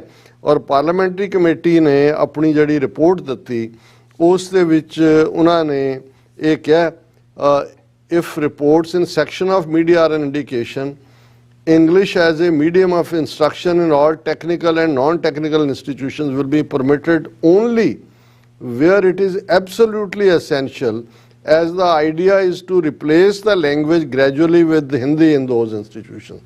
कि even technical institutions, और ਅਸੀਂ ਕੱਲ ਜ਼ਿਕਰ ਕੀਤਾ ਸੀ ਕਿ ਅਮਿਤ ਸ਼ਾਹ ਨੇ ਮੱਧ ਪ੍ਰਦੇਸ਼ ਦੇ ਵਿੱਚ MBBS ਦੇ ਫਸਟ ਜਿਹੜਾ ਹੁੰਦਾ ਪਾਰਟ ਉਹਦੇ ਲਈ ਜਿਹੜੀਆਂ ਨੇ ਉਹ ਹਿੰਦੀ 'ਚ ਜਿਹੜੀਆਂ ਕਿਤਾਬਾਂ ਰਿਲੀਜ਼ ਕੀਤੀਆਂ ਨੇ ਐਨਾਟਮੀ ਫਿਜ਼ੀਓਲੋਜੀ ਦੂਸਰਾ ਤੀਸਰਾ। ਹੁਣ ਇਹੀ ਕੁਛ ਭਾਰਤ ਦੀਆਂ ਸਾਰੀਆਂ ਟੈਕਨੀਕਲ ਔਰ ਨਾਨ ਟੈਕਨੀਕਲ ਚ ਕਰਨਾ ਚਾਹੁੰਦੇ ਨੇ।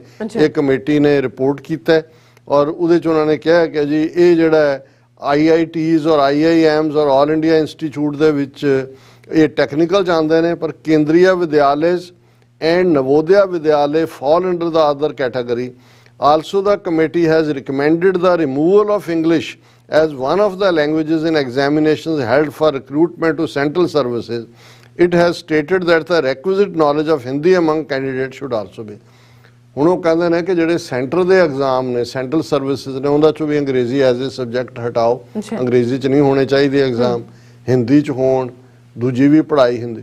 ਹੁਣ ਇਸ ਦੇ ਉੱਤੇ ਜਿਹੜਾ ਤਮਿਲਨਾਡੂ ਦੇ ਮਿਸਟਰ ਸਟਾਲਿਨ ਨੇ ਔਰ ਦੂਸਰੇ ਨੇ ਜਿਹੜੇ ਕੇਰਲਾ ਦੇ ਉਹਨਾਂ ਨੇ ਸਖਤ ਸਟੈਂਡ ਲਿਆ ਔਰ ਉਹਦੇ 'ਚ ਉਹਨਾਂ ਨੇ ਇਹ ਲਾਈਨ ਲਈ ਹੈ ਕਿ ਭਾਈ ਅਸੀਂ ਇਹ ਬਿਲਕੁਲ ਐਟ ਡਿਫਰੈਂਟ ਪੁਆਇੰਟਸ ਆਫ ਅਸੀਂ ਇੰਪੋਜੀਸ਼ਨ ਆਫ ਹਿੰਦੀ ਨੂੰ ਟੋਲਰੇਟ ਨਹੀਂ ਕਰਾਂਗੇ ਔਰ ਇਹ ਅਸੀਂ ਬਿਲਕੁਲ ਨੈਸ਼ਨਲ ਹਾਈਵੇਜ਼ 'ਤੇ ਜਾਂ ਕਿਤੇ ਵੀ ਹਿੰਦੀ ਨੂੰ ਜਿਹੜਾ ਵੜਨ ਨਹੀਂ ਦਿਆਂਗੇ।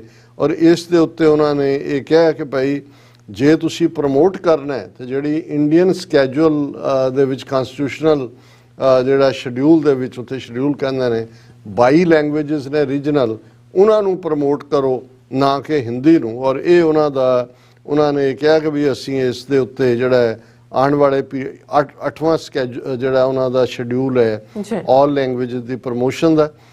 The Kerala Chief Minister has specifically stated that question papers for competitive exam should be prepared in all languages, while his Tamil Nadu counterpart has urged the centre to promote all languages and keep open the avenues of progress in terms of education and employment equal to speakers of all languages. ਹੁਣ ਮੈਂ ਸਮਝਦਾ ਵੀ ਇਹ ਜਿਹੜਾ ਹਿੰਦੂਤਵਾ ਦਾ ਰੱਥ ਹੈ ਇਹਨੂੰ ਤਮਿਲਨਾਡੂ ਔਰ ਕੇਰਲਾ ਨੇ ਰੋਕਿਆ। ਹਿੰਦੀ ਜ਼ਬਾਨ ਦਾ ਜਿਹੜਾ ਹਿੰਦੂਤਵਾ ਦੀ ਵਿਚਾਰਧਾਰਾ ਵਾਲੇ ਲਾਗੂ ਕਰਨਾ ਚਾਹੁੰਦੇ ਨੇ, ਪਰ ਸਵਾਲ ਇਹ ਪੈਦਾ ਹੁੰਦਾ ਪੰਜਾਬ ਕਿੱਥੇ ਹੈ? ਬਿਲਕੁਲ ਅਸੀਂ ਬਿਨਾਂ ਲੜਿਆਂ ਸਰੈਂਡਰ ਕੀਤਾ ਹੋਇਆ। ਕਿਸ ਕਿਸਮ ਦੇ ਲੋਕ ਲਿਆ ਕੇ ਜਿਹੜੇ 92 ਜਿਹੜੇ ਧੂਤੇ ਅਸੈਂਬਲੀ ਦੇ ਵਿੱਚ ਬਿਠਾਏ ਨੇ ਉਹਨਾਂ ਦੀ ਅਸੀਂ ਕਿਤੇ ਖਬਰ ਨਹੀਂ ਦੇਖੀ ਹੈ। ਯਾਨੀ ਕਿ ਕਿਸੇ ਨੂੰ ਇਹ ਲੱਗਦਾ ਹੀ ਨਹੀਂ ਜਿਸ ਅੰਦਾਜ਼ ਦੇ ਵਿੱਚ ਉਹਨਾਂ ਨੇ ਹੌਲੀ ਹਿੰਦੀ ਲਿਆ ਕੇ। ਪਹਿਲਾਂ ਤਾਂ ਸਿੱਖਾਂ ਨੇ ਸਟਰਗਲ ਕੀਤੀ 1950 ਤੋਂ 1966 ਤੱਕ ਜੇ ਇੱਕ ਸੂਬਾ ਹੋਏ ਜਿਹਦੇ 'ਚ ਪੰਜਾਬੀ ਜ਼ਬਾਨ ਹੋਏ, ਜੇ ਬਣਿਆ ਤੇ ਲੂਲਾ ਲੰਗੜਾ ਬਣਿਆ, ਫਿਰ ਉਹਨੂੰ ਸਟੇਟ ਲੈਂਗੁਏਜ ਨਹੀਂ ਬਣਨ ਦਿੱਤਾ ਗਿਆ। ਲਛਮਣ ਸਿੰਘ ਗਿੱਲ ਨੇ ਉਹਨੂੰ ਬਣਾਇਆ, ਉਹਨੂੰ ਇੰਪਲੀਮੈਂਟ ਹੀ ਨਹੀਂ ਕੀਤਾ ਗਿਆ। ਹਿੰਦੀ ਚੱਲਦੀ ਰਹੀ ਜਾਂ ਅੰਗਰੇਜ਼ੀ ਚੱਲਦੀ ਰਹੀ। ਫਿਰ ਜੁਝਾਰੂ ਲਹਿਰ ਦੇ ਵੇਲੇ ਪਹਿਲੀ ਵਾਰ ਸੀ ਕਿ ਪੰਜਾਬੀ ਦੇ ਟਾਈਪਰਾਈਟਰ ਵੱਡੀ ਗਿਣਤੀ 'ਚ ਆਏ ਕਿਉਂਕਿ ਆਰਡਰ ਆ ਗਿਆ ਸਿੰਘਾਂ ਦਾ ਕਿ ਭਾਈ ਪੰਜਾਬੀ 'ਚ ਕੰਮ ਹੋਏਗਾ ਔਰ ਓਵਰਨਾਈਟ ਫਿਰ ਕੰਮ ਸ਼ੁਰੂ ਵੀ ਹੋ ਗਿਆ। ਹੁਣ ਵਾਪਸ ਆਉਂਦੇ ਜਿਹੜੇ ਸਾਰੇ ਕਮੇਡੀਅਨ ਔਰ ਇਹ ਗੀਤਕਾਰ ਔਰ ਫਲਾਣੇ ਢਿਮਕੇ ਇੱਕ ਪਾਸੇ, ਪੰਜਾਬੀ ਮਿਊਜ਼ਿਕ ਇੰਡਸਟਰੀ ਤਾਂ ਦੁਨੀਆ ਦੀ ਜਿਹੜੀ ਹੈ ਉਹ ਹਾਲੀਵੁੱਡ ਔਰ ਹਿੰਦੀ ਇੰਡਸਟਰੀ ਤੋਂ ਬਾਅਦ ਬੰਬੇ ਇੰਡਸਟਰੀ ਤੋਂ ਬਾਅਦ 3 ਤੇ ਆ ਗਈ, ਲੇਕਿਨ ਪੰਜਾਬੀ ਜ਼ਬਾਨ ਗਾਇਬ ਹੈ, ਕੋਈ ਪੰਜਾਬ ਨੂੰ ਉਹਦਾ ਹੈ ਨਹੀਂ। ਹੁਣ ਇੰਨਾ ਵੱਡਾ ਪਾਰਟ ਚੱਲ ਰਿਹਾ ਕਿ ਸਾਰੇ ਸੈਂਟਰ ਦੇ ਕੰਪੀਟੀਟਿਵ ਐਗਜ਼ਾਮ ਉਹ ਹਿੰਦੀ 'ਚ ਕਰਨ ਜਾ ਰਹੇ ਨੇ। ਹਰ ਪਾਸੇ ਜਿਹੜਾ ਪੰਜਾਬ ਕਿਉਂ ਨਹੀਂ ਬੋਲਦਾ ਹੈ? ਔਰ ਸਾਡਾ ਹਾਲ ਇਹ ਹੈ ਵੀ ਅਸੀਂ ਤਾਂ ਆ ਪਿਛਲੇ ਦਿਨਾਂ 'ਚ ਨੇ ਮੋਦੀ ਨੇ ਇੱਕ ਟ੍ਰੇਨ ਦਾ ਉਦਘਾਟਨ ਕੀਤਾ, ਉਹਨੇ ਆ ਕੇ ਹਿਮਾਚਲ 'ਚ ਇਲੈਕਸ਼ਨਾਂ ਹੋਣੀਆਂ ਨੇ ਕਿ ਜੀ ਇਹ ਚੱਲੇਗੀ, ਦਿੱਲੀ ਤੋਂ ਚੱਲੇਗੀ, ਅਨੰਦਪੁਰ ਸਾਹਿਬ ਵੀ ਰੁਕੇਗੀ, ਵਧਾਈਆਂ ਦੇਣ ਲੱਗੇ ਸਿੱਖ ਕਿ ਜੀ ਦੇਖੋ। ਹੁਣ ਉਸ ਟ੍ਰੇਨ ਦਾ ਨਾਂ ਵੰਦੇ ਭਾਰਤ ਟ੍ਰੇਨ। ਹੁਣ ਵੰਦੇ ਮਾਤਰਮ, ਵੰਦੇ ਭਾਰਤ। ਕਿਸੇ ਨੇ ਸਵਾਲ ਨਹੀਂ ਕੀਤਾ ਕਿ ਭਾਈ ਇਹ ਟ੍ਰੇਨ ਜੇ ਕੇਸਗੜ੍ਹ ਅਨੰਦਪੁਰ ਸਾਹਿਬ ਹੈ ਤੇ ਇਹ ਦਸ਼ਮੇਸ਼ ਪਿਤਾ ਟ੍ਰੇਨ ਕਿਉਂ ਨਹੀਂ ਹੋ ਸਕਦੀ? ਖਾਲਸਾ ਟ੍ਰੇਨ ਕਿਉਂ ਨਹੀਂ ਹੋ ਸਕਦੀ? ਵੰਦੇ ਭਾਰਤ ਲਿਆ ਕੇ ਤੁਸੀਂ ਅਨੰਦਪੁਰ ਦੇ ਸਿਰ ਤੇ ਮੱਥਣਾ। ਔਰ ਮੋਦੀ ਉਹਦੇ 'ਚ ਕਹਿ ਰਿਹਾ ਕਿ ਇਹ ਜਿਹੜਾ ਉਹਨੇ ਕਿ ਦੇਖੋ ਹੀ called Una the land of Guru Nanak and ਮਾਤਾ ਚਿੰਤਪੁਰਨੀ, ਕਿਉਂਕਿ ਜਿਹੜਾ ਇਹਨਾਂ ਦਾ ਸਾਨੂੰ ਆਪਣੇ 'ਚ ਜ਼ਮ ਕਰਨ ਦੀ ਲਾਈਨ ਹੈ ਉਹ ਐਸੇ ਤਰੀਕੇ ਨਾਲ ਕਰ ਰਹੇ ਨੇ। ਉਹਨਾਂ ਨੇ ਹੌਲੀ ਜਿਹੜੀ ਹੈ ਉਹ ਕੋਈ ਵੀ ਗੱਲ ਨੂੰ ਅਪੋਜ਼ ਕਰਨ ਵਾਲਿਆਂ ਨੂੰ ਵੈਸੇ ਹੀ ਦਹਿਸ਼ਤਗਰਦੀ ਦੇ ਖਾਤੇ 'ਚ ਪਾਇਆ ਹੁੰਦਾ ਹੈ। ਤੇ ਇਹ ਜਿਹੜੇ ਸਾਰੇ ਇਸ ਕਿਸਮ ਦੇ ਮੋਮੋ ਠੱਗਣੇ ਜਿਹੇ ਖੜੇ ਕੀਤੇ ਨੇ ਆਮ ਆਦਮੀ ਪਾਰਟੀ ਦੇ ਥੱਲੇ ਪੰਜਾਬ 'ਚ ਭਗਵੰਤ ਮਾਨ ਵਰਗੇ ਜੋਕਰ, ਇਹਨਾਂ ਨੇ ਬਿਲਕੁਲ ਜਿਹੜਾ ਮੂੰਹ 'ਚ ਘੂਣੀਆਂ ਪਾਈਆਂ ਹੋਈਆਂ। ਸੋ ਅਸੀਂ ਸਮਝਦੇ ਹਾਂ ਕਿ ਜਿਵੇਂ ਤਮਿਲਨਾਡੂ ਔਰ ਕੇਰਲਾ ਨੇ ਆਵਾਜ਼ ਚੁੱਕੀ ਹੈ, ਬਿਲਕੁਲ। ਪੰਜਾਬ ਦੇ ਵਿੱਚ ਵੀ ਇਹ ਇੱਕ ਮੂਵਮੈਂਟ ਬਣਨੀ ਚਾਹੀਦੀ ਹੈ ਕਿ ਸਾਨੂੰ ਇਹ ਜਿਹੜਾ ਹਿੰਦੀ ਦੀ ਇੰਪੋਜੀਸ਼ਨ ਹੈ ਇਹ ਕਬੂਲ ਨਹੀਂ ਹੈ। ਬਿਲਕੁਲ ਡਾਕਟਰ ਸਾਹਿਬ, ਤੁਹਾਡਾ ਬਹੁਤ ਬਹੁਤ ਧੰਨਵਾਦ। ਸੋ ਇੱਥੇ ਬ੍ਰੇਕ ਵਿਊਅਰਸ ਦੋਸਤਾਂ ਨੇ ਇਸ ਤਰ੍ਹਾਂ ਬਣੇ ਰਹਿਣਾ, ਮਿਲਦੇ ਹਾਂ ਆਫਟਰ ਦਿਸ ਸ਼ਾਰਟ ਬ੍ਰੇਕ।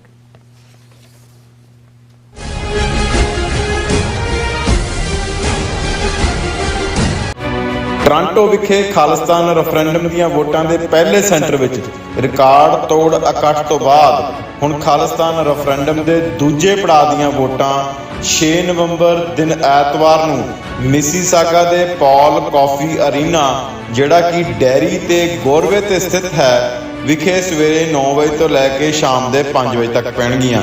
ਹੋਰ ਜਾਣਕਾਰੀ ਲਈ ਸੰਪਰਕ ਕਰੋ 437 423 2669।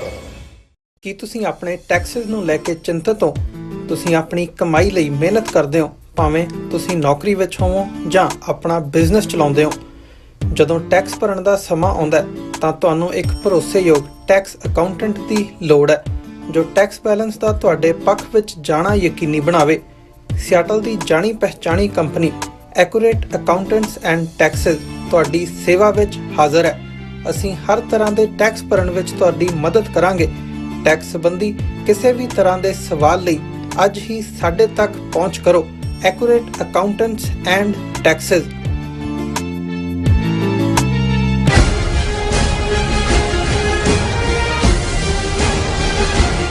Viewers welcome back on programme. So viewers, ਗੱਲਬਾਤ ਕਰਨ ਜਾ ਰਹੇ ਹਾਂ ਕਿ ਪੰਜਾਬ ਵਿੱਚ ਸਿੱਖ ਨੌਜਵਾਨੀ ਵਿੱਚ ਅੰਮ੍ਰਿਤ ਛਕਣ ਦਾ ਰੁਝਾਨ ਅਤੇ ਕੌਮੀ ਘਰ ਲਈ ਸਿਆਸੀ ਚੇਤਨਾ ਭਾਰਤੀ ਏਜੰਸੀਆਂ ਲਈ ਫਿਕਰ ਦਾ ਕਾਰਨ ਹੈ। ਸੌਦਾ ਸਾਧ ਨੂੰ ਭਰਨ ਤੋਂ ਬਾਅਦ ਹੁਣ ਏਜੰਸੀਆਂ ਵੱਲੋਂ ਈਸਾਈਆਂ ਅਤੇ ਸਿੱਖਾਂ ਵਿਚਾਲੇ ਟਕਰਾਅ ਲਈ ਜ਼ਮੀਨ ਜਿਹੜੀ ਆ ਉਹ ਤਿਆਰ ਕੀਤੀ ਜਾ ਰਹੀ ਹੈ। ਸੋ ਇਸ ਬਾਰੇ ਆਪਾਂ ਗੱਲਬਾਤ ਕਰਨ ਜਾ ਰਹੇ ਹਾਂ। ਸੋ ਅਸੀਂ ਚਾਹਾਂਗੇ ਕਿ ਤੁਸੀਂ ਇਸੇ ਤਰ੍ਹਾਂ ਹੀ ਬਣੇ ਰਹਿਣਾ। ਦੇਖਣ ਸੁਣ ਲਈ ਐਂਡ ਲਿਖਣ ਲਈ ਤੁਹਾਡਾ ਸਭ ਦਾ ਬਹੁਤ ਬਹੁਤ ਧੰਨਵਾਦ ਜੀ। ਡਾਕਟਰ ਸਾਹਿਬ, ਕੀ ਵਿਚਾਰਾਂ ਨੇ? ਦੇਖੋ, ਅਸੀਂ ਓਪਨਿੰਗ ਸੈਗਮੈਂਟ 'ਚ ਵੀ ਕੁਝ ਹਿੱਸਾ ਡਿਸਕਸ ਕੀਤਾ ਸੀ, ਕਿਉਂਕਿ ਸਾਡੇ ਵੀਰ ਗੁਰਬੀਰ ਸਿੰਘ ਟੋਰਾਂਟੋ ਜਿਨ੍ਹਾਂ ਨੇ ਅੱਜ ਦਾ ਪ੍ਰੋਗਰਾਮ ਸਪਾਂਸਰ ਕੀਤਾ, ਉਹਨਾਂ ਨੇ ਇਸ ਮੁੱਦੇ ਦੇ ਉੱਤੇ ਹੀ ਗੱਲ ਕੀਤੀ ਸੀ ਕਿ ਪੰਜਾਬ ਦੇ ਵਿੱਚ ਜਿਹੜਾ ਈਸਾਈਆਂ ਔਰ ਸਿੱਖਾਂ ਦੇ ਵਿਚਾਲੇ ਵੱਧ ਰਿਹਾ ਜਾਂ ਵਧਾਇਆ ਜਾ ਰਿਹਾ ਤਣਾਅ ਹੈ, ਇਹਨੂੰ ਘੱਟ ਕਰਨ ਦੀ ਲੋੜ ਹੈ। ਹਰ ਇਸ਼ੂ ਦੇ ਉੱਤੇ ਰਿਐਕਟ ਨਾ ਕਰੀਏ ਔਰ ਸਮਝ ਦੇ ਨਾਲ ਇਸ ਚੈਲੰਜ ਨੂੰ, ਜਿਹੜਾ ਏਜੰਸੀਆਂ ਦੀ ਪ੍ਰੋਕਸੀ ਗੇਮ ਹੈ, ਉਸ ਨੂੰ ਅਸੀਂ ਹੈਂਡਲ ਕਰੀਏ। ਔਰ ਮੈਂ ਉਸ ਪਾਰਟ 'ਚ ਵੀ ਮੈਂਸ਼ਨ ਕੀਤਾ ਸੀ ਕਿ ਜੇ ਪਿਛਲੇ 38 ਸਾਲਾਂ ਦਾ ਦੇਖੀਏ, ਹਾਲਾਂਕਿ ਜੇ ਇਨ ਜਨਰਲ ਪਿਛਲੇ 75 ਸਾਲ 'ਚ ਦੇਖੀਏ ਕਿ 47 ਤੋਂ ਇੱਕਦਮ ਬਾਅਦ ਕਿਵੇਂ ਵਿਦਨ ਸਿੱਖ ਕੌਮ ਦੇ ਉਹਨਾਂ ਨੇ ਫਿਰਕੇ ਖੜੇ ਕੀਤੇ, ਕਿਵੇਂ ਨਕਲੀ ਨਿਰੰਕਾਰੀ ਜਿਨ੍ਹਾਂ ਦਾ 1950 ਤੋਂ ਹੀ ਉਹਨਾਂ ਦਾ ਉਭਾਰਨਾ ਸ਼ੁਰੂ ਕੀਤਾ ਹੋਇਆ ਸੀ। ਬਹੁਤਿਆਂ ਦੇ ਕੋਲ ਡਿਪਲੋਮੈਟਿਕ ਪਾਸਪੋਰਟ ਹੁੰਦੇ ਸੀ ਨਿਰੰਕਾਰੀਆਂ ਦੇ। ਔਰ ਜੇ ਤੁਸੀਂ ਦੇਖੋ, ਜਦੋਂ 13 ਅਪ੍ਰੈਲ 1978 ਨੂੰ ਟਕਰਾਅ ਹੁੰਦਾ ਹੈ ਅੰਮ੍ਰਿਤਸਰ ਸ਼ਹਿਰ 'ਚ ਵਿਸਾਖੀ ਵਾਲੇ ਦਿਨ, ਉਦੋਂ ਇਹ ਰਿਅਲਾਈਜ਼ ਹੁੰਦਾ ਕਿ ਪੰਜਾਬ ਭਰ 'ਚ ਸਾਰੇ ਡਿਸਟ੍ਰਿਕਟ ਹੈੱਡਕੁਆਰਟਰਸ ਤੋਂ ਲੈ ਕੇ ਈਵਨ ਛੋਟੇ ਛੋਟੇ ਟਾਊਨਸ ਦੇ ਲੈਵਲ 'ਤੇ ਵੀ ਵੱਡੇ ਵੱਡੇ ਨਿਰੰਕਾਰੀ ਭਵਨ ਬਣੇ ਹੋਏ ਸੀ ਕਰੋੜਾਂ ਦੇ ਖਰਚਿਆਂ ਦੇ ਨਾਲ। ਹਾਲਾਂਕਿ ਕਦੇ ਨਜ਼ਰ ਨਹੀਂ ਆਇਆ ਵੀ ਉਸ ਦੇ ਲਈ ਪੈਸੇ ਕਿਹਨੇ ਦਿੱਤੇ, ਕਿੱਥੋਂ ਮੰਗੇ ਗਏ, ਕੌਣ ਕਰ ਰਿਹਾ ਸੀ। ਸੋ ਇੱਕ ਸੋਚੀ ਸਮਝੀ ਸਾਜ਼ਿਸ਼ ਦੇ ਤਹਿਤ ਜਦੋਂ ਉਹਨਾਂ ਨੇ ਇੱਕ ਪਾਸੇ ਸਿੱਖਾਂ ਨੂੰ 47 ਤੋਂ ਬਾਅਦ 10 ਅਕਤੂਬਰ 1947 ਨੂੰ ਕ੍ਰਿਮੀਨਲ ਟ੍ਰਾਈਬ ਐਲਾਨਿਆ, ਤੇ ਨਾਲ ਦੀ ਨਾਲ ਉਹਨਾਂ ਨੇ ਗੁਰੂ ਗ੍ਰੰਥ ਸਾਹਿਬ ਦੇ ਬਰਾਬਰ ਜਿਹੜੇ ਇਹ ਜਾਲੀ ਗੁਰੂ ਖੜੇ ਕਰਨ ਦੀ ਲਾਈਨ, ਜਿਸ ਦੀ ਸ਼ੁਰੂਆਤ ਨਿਰੰਕਾਰੀਆਂ ਦੇ ਨਾਲ ਰਾਧਾ ਸੁਆਮੀ ਚੁੱਪ ਚਪੀਤੇ ਜਿਹੜੇ ਨੇ ਉਹ ਸ਼ਾਂਤਮਈ ਅੰਦਾਜ਼ ਦੇ ਵਿੱਚ ਬਿਠਾਈ ਗਏ, ਉਹਨਾਂ ਦਾ ਪਸਾਰਾ। ਔਰ ਪੰਜਾਬ ਦੇ ਵਿੱਚ ਦੇਖੋ ਅੱਜ ਵੀ ਜਿਹੜੀਆਂ ਕੀ ਲੈਂਡਸ ਨੇ, ਉਹ ਫੋਰੈਸਟ ਡਿਪਾਰਟਮੈਂਟ ਦੀਆਂ ਹੋਣ, ਇਰੀਗੇਸ਼ਨ ਦੀਆਂ ਹੋਣ, B&R ਦੀਆਂ ਹੋਣ, ਉਹਨਾਂ ਦੇ ਵਿੱਚ ਉਹ ਫ੍ਰੀ ਆਫ ਕਾਸਟ ਜਿਹੜੀਆਂ ਨੇ ਇਹਨਾਂ ਨੇ ਰਾਧਾ ਸੁਆਮੀਆਂ ਨੂੰ ਦੇ ਕੇ ਸਕਸੈਸਿਵ ਹਕੂਮਤਾਂ ਰਾਹੀਂ ਪੰਜਾਬ ਭਰ ਦੇ ਵਿੱਚ ਜਿਹੜਾ, ਔਰ ਬਾਹਰਲੇ ਮੁਲਕਾਂ 'ਚ ਵੀ ਤੁਹਾਨੂੰ ਵੱਡੇ ਵੱਡੇ, ਅਸੀਂ ਤਾਂ ਇੱਕ ਗੁਰਦੁਆਰਾ ਥੋੜ੍ਹਾ ਜਿਹਾ ਵੱਡਾ ਬਣ ਜਾਏ ਤਾਂ ਕਹਿੰਦੇ ਵੀ ਕੋਈ ਨਹੀਂ, ਤੁਸੀਂ ਦੇਖੋ ਇਹਨਾਂ ਕੋਲ ਸੈਂਕੜਿਆਂ ਏਕੜਾਂ ਦੇ ਵਿੱਚ ਫਲਾਹ ਵਾਲੇ ਇਹਨਾਂ ਦੇ ਡੇਰੇ ਨੇ, ਜਿਸ ਕਿਸਮ ਦੇ ਖੜੇ ਕੀਤੇ। 84 ਤੋਂ ਬਾਅਦ ਉਹਨਾਂ ਨੇ ਫਿਰ ਪੂਰੇ ਪਲਾਨਡ ਤਰੀਕੇ ਨਾਲ 1985 'ਚ ਆਸ਼ੂਤੋਸ਼ ਨੂਰ ਮਹਿਲ 'ਚ ਖੜਾ ਕੀਤਾ, ਔਰ ਫਿਰ ਜਿਹੜਾ ਭਨਿਆਰੇ ਵਾਲਾ, ਜਿਸ ਤੋਂ ਇੱਕ ਗ੍ਰੰਥ ਲਿਖਾਣ ਦੀ ਲਾਈਨ ਸ਼ੁਰੂ ਕੀਤੀ ਗਈ, ਔਰ ਇਸ ਦੇ ਨਾਲ ਫਿਰ ਰਾਪੁਰ ਬੱਲਾਂ ਵਾਲੇ ਤੋਂ ਅੰਮ੍ਰਿਤ ਬਾਣੀ ਦੇ ਨਾਂ ਥੱਲੇ ਗ੍ਰੰਥ ਲਿਖਾਣ ਦੀ, ਤਾਂ ਕਿ ਇਹ ਜਿਹੜਾ ਸਾਡਾ ਸਮਾਜ ਦਾ ਪਛੜਿਆ ਵਰਗ ਜਿਹੜਾ ਸਿੱਖੀ ਦੀ ਜ਼ਮੀਨ ਹੈ ਇਸ ਨੂੰ ਜਿਹੜਾ ਹੈ ਉਹ ਤੋੜਿਆ ਜਾਏ ਸਿੱਖੀ ਦੇ ਨਾਲ। ਫਿਰ ਅਸੀਂ ਦੇਖਦੇ ਹਾਂ ਕਿ ਕਿਵੇਂ ਸੌਦਾ ਸਾਧ ਦਾ ਉਭਾਰ ਮਾਲਵੇ ਦੇ ਵਿੱਚ ਕੀਤਾ ਗਿਆ, ਕਨਫਰੰਟੇਸ਼ਨ ਲੈਵਲ ਤੱਕ ਲਿਆਂਦਾ ਗਿਆ ਔਰ ਹੌਲੀ ਫਿਰ ਇੱਕਦਮ ਜਦੋਂ RSS ਦੀ ਹਕੂਮਤ ਆਂਦੀ ਹੈ, ਇਹਨਾਂ ਦੇ ਵੱਡੇ ਸਮਾਗਮਾਂ 'ਚ ਜਿਹੜੇ ਨਾਮਧਾਰੀ ਜਿਨ੍ਹਾਂ ਨੂੰ ਕਿਹਾ ਜਾਂਦਾ ਹੈ ਕੂਕੇ, ਉਹਨਾਂ ਦਾ ਅਸੀਂ ਦੇਖਦੇ ਹਾਂ ਕਿ ਫਰੰਟ ਰੈਂਕਿੰਗ ਹੁੰਦੇ ਨੇ। ਹੁਣ ਵੀ ਪਿਛਲੇ ਕੱਲ੍ਹ ਅੰਮ੍ਰਿਤਸਰ ਜ਼ਿਲ੍ਹੇ 'ਚ ਇਹਨਾਂ ਦੇ ਨਾਲ ਵੀ ਇੱਕ ਥਾਂ ਟਕਰਾਅ ਹੁੰਦਾ ਬਚਿਆ। ਤੁਸੀਂ ਦੇਖੋਗੇ ਵੀ ਹੁਣ ਇਹਨਾਂ ਵੱਲੋਂ ਕੀਤੀ ਜਾਂਦੀ ਅਰਦਾਸ ਜਿਹਦੇ 'ਚ 10 ਗੁਰੂ ਸਾਹਿਬਾਨ ਤੋਂ ਬਾਅਦ ਬਾਬਾ ਬਾਲਕ ਸਿੰਘ ਜੀ ਸਿਮਰਿਐ ਜਮ ਤੇ ਲੈ ਛਡਾਏ, ਬਾਬਾ ਰਾਮ ਸਿੰਘ ਜੀ ਗੁਰੂ ਸਤਿਗੁਰੂ ਰਾਮ ਸਿੰਘ ਜੀ ਸਿਮਰਿਐ ਜਿਨ ਮਾਰਗ ਦਿਆ ਬਤਾਏ, ਤੇ ਪਤਾ ਨਹੀਂ ਕੀ ਅਰਦਾਸ। ਹੁਣ ਮਤਲਬ ਇਹ ਹੈ ਕਿ ਵੀ ਐਗਜ਼ਿਸਟ ਤਾਂ ਪਹਿਲਾਂ ਤੋਂ ਕਰਦੇ ਨੇ, ਲੋਕ ਹੀ ਸੀ, ਲੇਕਿਨ ਇਹਨਾਂ ਦਾ ਉਭਾਰ ਇੱਕਦਮ ਇਸ ਅੰਦਾਜ਼ ਕੀਤਾ ਜਾ ਰਿਹਾ ਤਾਂ ਕਿ ਟਕਰਾਅ ਔਰ ਇਹ ਸਾਬਤ ਕੀਤਾ ਜਾਏ ਕਿ ਸਿੱਖ ਤਾਂ ਫਰੈਗਮੈਂਟਡ ਨੇ। ਅਸੀਂ ਆਲਰੇਡੀ ਪੋਪੂਲੇਸ਼ਨ ਡਿਕਲਾਈਨ ਡੈਮੋਗ੍ਰਾਫੀ ਤਾਂ ਪੰਜਾਬ 'ਚ ਬਦਲੀ ਜਾ ਰਹੀ ਹੈ, ਪਰ ਜਦੋਂ ਤੁਸੀਂ ਉਹਨਾਂ ਦੇ ਅੱਡ-ਅੱਡ ਗਰੁੱਪ ਧੜੇ ਦੇਖਦੇ ਚਲੇ ਜਾਂਦੇ ਹੋ ਫਿਰ ਨਜ਼ਰ ਆਉਂਦਾ ਵੀ ਅਲਟੀਮੇਟਲੀ ਰਹਿ ਕੀ ਜਾਂਦਾ ਹੈ ਸਾਡੇ ਕੋਲ ਜੇ ਤੁਸੀਂ ਇਸ ਸਾਰਿਆਂ ਨੂੰ ਦੇਖੋ। ਔਰ ਇਸ ਸਾਰੇ ਅੰਦਾਜ਼ 'ਚ ਸੌਦਾ ਸਾਧ ਨਾਲ ਖੂਨੀ ਟਕਰਾਅ ਦਾ ਦੌਰ ਸ਼ੁਰੂ ਹੋਇਆ ਜਿਹੜਾ ਨਿਰੰਕਾਰੀਆਂ ਦੇ ਵੇਲੇ ਬੇਸ਼ੱਕ 13 ਅਪ੍ਰੈਲ ਨੂੰ ਹੋਇਆ, ਪਰ ਉਸ ਤੋਂ ਬਾਅਦ ਨਿਰੰਕਾਰੀ ਬਰਾਬਰ ਤੇ ਆ ਕੇ ਨਹੀਂ ਕਿਤੇ ਵੀ ਖਲੋਤੇ। ਪਰ ਇਸ ਤਰ੍ਹਾਂ ਹੀ ਉਹਨਾਂ ਨੇ ਫਿਰ ਅਸੀਂ ਰਾਪੁਰ ਬੱਲਾਂਵਾਲਾ ਦੇਖਿਆ ਕਿਵੇਂ ਦੁਆਬੇ ਦੇ ਵਿੱਚ ਇਹਨਾਂ ਨੇ ਕਿਸ ਲੈਵਲ ਦੀ ਰਾਈਟਿੰਗ ਕਰਵਾਈ ਜਦੋਂ ਕਿ ਇੱਕ ਉਹ ਮਾਰਿਆ ਗਿਆ ਉੱਥੇ ਆਸਟਰੀਆ ਦੇ ਵਿੱਚ। ਹੁਣ ਪਹਿਲਾਂ ਤਾਂ ਖਬਰਾਂ ਪਿਛਲੇ ਕੁਝ ਸਾਲਾਂ ਤੋਂ ਹੀ ਚੱਲ ਰਹੀਆਂ ਸੀ ਕਿ ਜੀ ਬਾਰਡਰ ਜ਼ਿਲ੍ਹਿਆਂ ਦੇ ਵਿੱਚ ਅੰਮ੍ਰਿਤਸਰ, ਗੁਰਦਾਸਪੁਰ, ਫਿਰੋਜ਼ਪੁਰ ਵੱਡੇ ਪੈਮਾਨੇ ਦੇ ਉੱਤੇ ਜਿਹੜੀ ਹੈ ਉਹ ਕਨਵਰਸ਼ਨ ਹੋ ਰਹੀ ਹੈ, ਈਸਾਈ ਬਣਾਏ ਜਾ ਰਹੇ ਨੇ, ਪੈਸਾ ਦਿੱਤਾ ਜਾ। ਇਹਦੇ 'ਚ ਵੀ ਕੋਈ ਸ਼ੱਕ ਨਹੀਂ ਹੈ ਕਿ ਆਲ ਆਫ ਏ ਸਡਨ ਵੱਡੇ ਚਰਚ ਜਿਵੇਂ ਨਿਰੰਕਾਰੀ ਡੇਰੇ ਪੰਜਾਬ ਦੇ ਸ਼ਹਿਰਾਂ 'ਚ ਨਜ਼ਰ ਆਏ ਸੀ, ਇਵੇਂ ਹੀ ਬਾਰਡਰ ਏਰੀਆਜ਼ ਦੇ ਵਿੱਚ।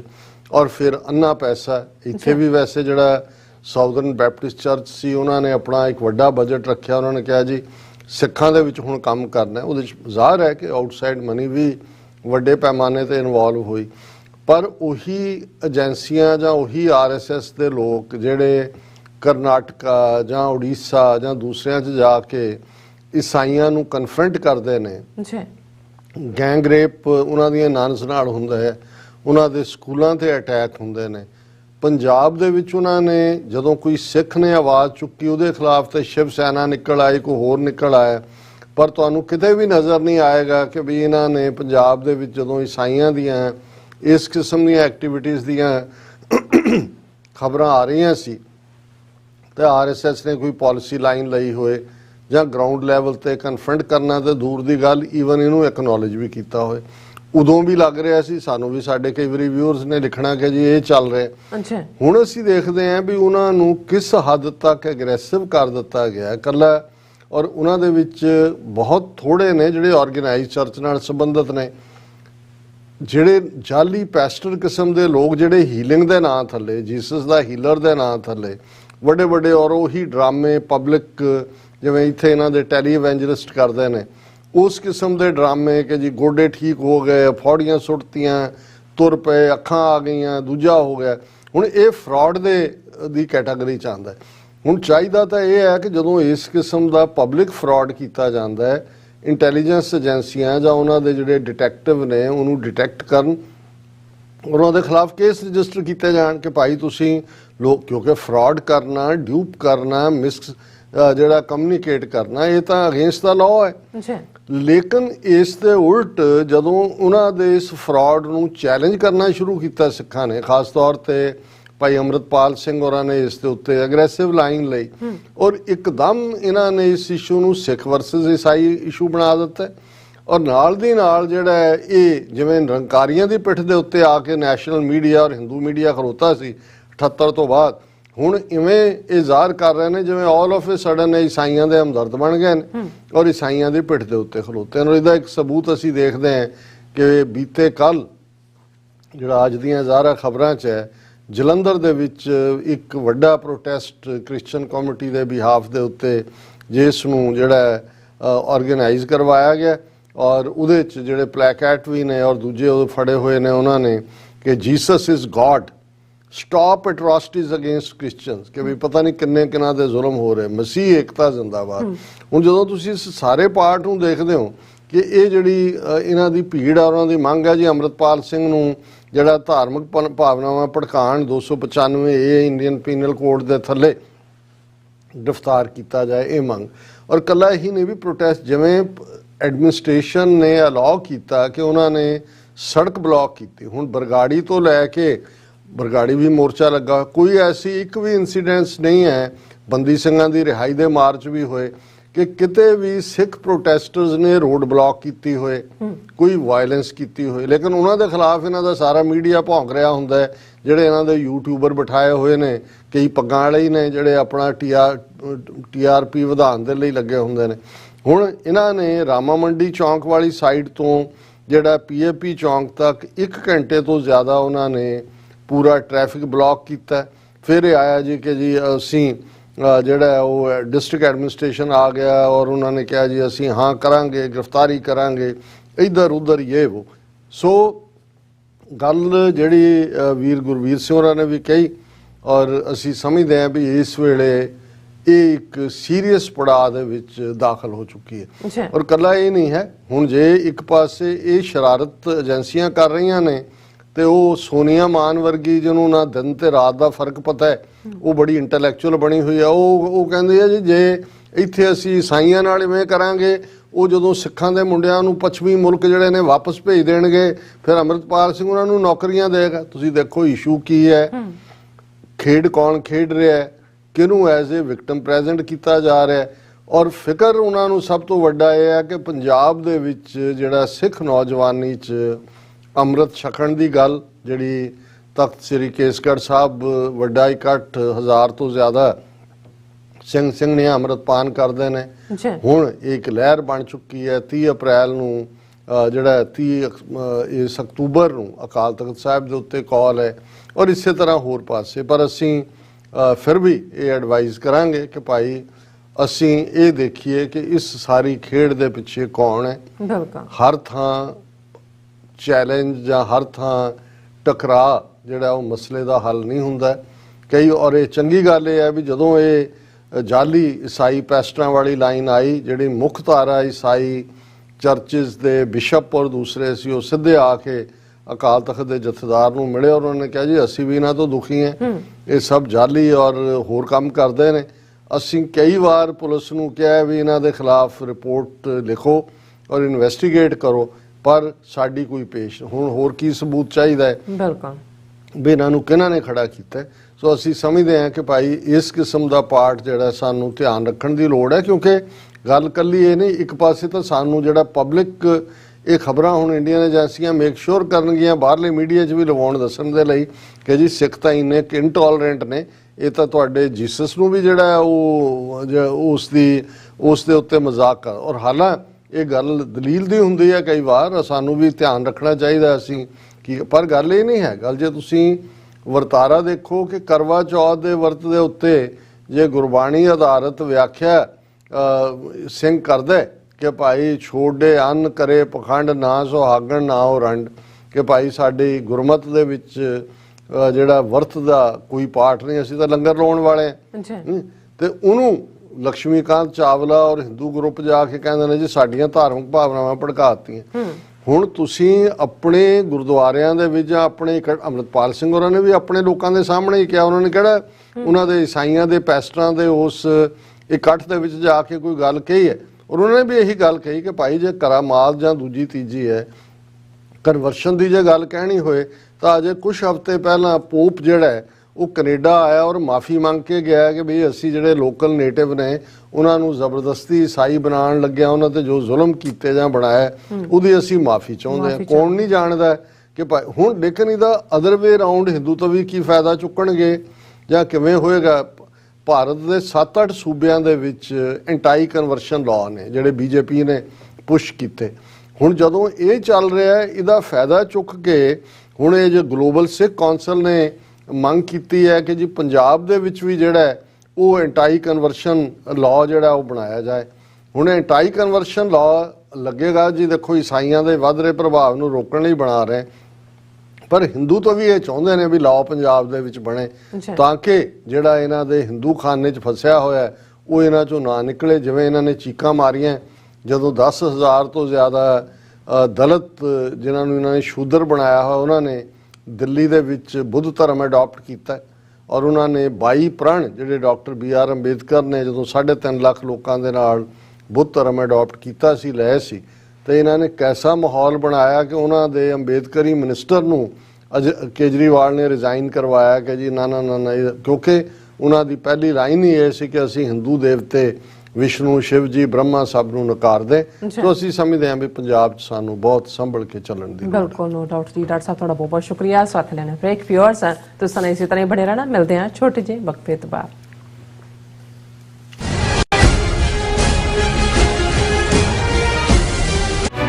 ਟੋਰਾਂਟੋ ਵਿਖੇ ਖਾਲਿਸਤਾਨ ਰੈਫਰੈਂਡਮ ਦੀਆਂ ਵੋਟਾਂ ਦੇ ਪਹਿਲੇ ਸੈਂਟਰ ਵਿੱਚ ਰਿਕਾਰਡ ਤੋੜ ਇਕੱਠ ਤੋਂ ਬਾਅਦ ਹੁਣ ਖਾਲਿਸਤਾਨ ਰੈਫਰੈਂਡਮ ਦੇ ਦੂਜੇ ਪੜਾਅ ਦੀਆਂ ਵੋਟਾਂ 6 ਨਵੰਬਰ ਦਿਨ ਐਤਵਾਰ ਨੂੰ ਮਿਸੀਸਾਗਾ ਦੇ ਪੌਲ ਕਾਫੀ ਅਰੀਨਾ, ਜਿਹੜਾ ਕਿ ਡੈਰੀ ਤੇ ਗੋਰਵੇ ਤੇ ਸਥਿਤ ਹੈ, ਵਿਖੇ ਸਵੇਰੇ 9 ਵਜੇ ਤੋਂ ਲੈ ਕੇ ਸ਼ਾਮ ਦੇ 5 ਵਜੇ ਤੱਕ ਪੈਣਗੀਆਂ। ਹੋਰ ਜਾਣਕਾਰੀ ਲਈ ਸੰਪਰਕ ਕਰੋ 437 423 2669। ਇੱਕ ਓੰਕਾਰ,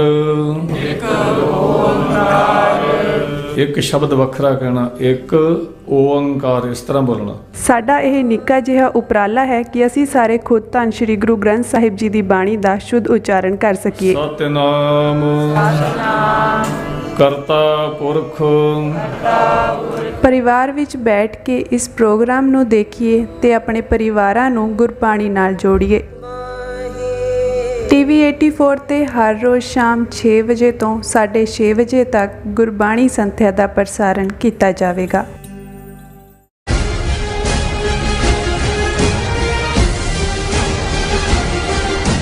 ਦਰਸ਼ਕੋ, ਬ੍ਰੇਕ ਬਾਅਦ ਆਪਾਂ ਤੁਹਾਨੂੰ ਸਭ ਨੂੰ ਜੀਆਂ ਕਹਿੰਦੇ ਹਾਂ। ਸੋ ਗੱਲਬਾਤ ਕਰਨ ਜਾ ਰਹੇ ਹਾਂ ਕਿ ਆਮ ਆਦਮੀ ਪਾਰਟੀ ਦੇ ਪ੍ਰੈਜ਼ੀਡੈਂਟ ਅਰਵਿੰਦ ਕੇਜਰੀਵਾਲ ਨੇ ਦਿੱਲੀ ਸਰਕਾਰ ਦੇ ਭ੍ਰਿਸ਼ਟਾਚਾਰ ਦੇ ਮਾਮਲਿਆਂ ਵਿੱਚ ਫਸੇ ਮੰਤਰੀਆਂ ਮਨੀਸ਼ ਸਿਸੋਦੀਆ ਅਤੇ ਸਸੰਤਰ ਜੈਨ ਦੀ ਤੁਲਨਾ ਸ਼ਹੀਦ ਭਗਤ ਸਿੰਘ ਨਾਲ ਕੀਤੀ ਹੈ। ਇਹ ਹੈ ਆਮ ਆਦਮੀ ਪਾਰਟੀ ਦੀ ਭਗਤ ਸਿੰਘ ਨੂੰ ਦਿੱਤੀ ਗਈ ਸ਼ਰਧਾਂਜਲੀ। ਸੋ ਇਸ ਬਾਰੇ ਆਪਾਂ ਗੱਲਬਾਤ ਕਰਨ ਜਾ ਰਹੇ ਹਾਂ। ਸੋ ਅਸੀਂ ਚਾਹਾਂਗੇ ਕਿ ਤੁਸੀਂ ਇਸੇ ਤਰ੍ਹਾਂ ਬਣੇ ਰਹਿਣਾ। ਦੇਖਣ ਸੁਣਨ ਲਈ ਐਂਡ ਲਿਖਣ ਲਈ ਤੁਹਾਡਾ ਸਭ ਦਾ ਬਹੁਤ ਬਹੁਤ ਸ਼ੁਕਰੀਆ ਜੀ। ਡਾਕਟਰ ਸਾਹਿਬ ਕੀ ਕਹਿਣਾ ਚਾਹੋਗੇ?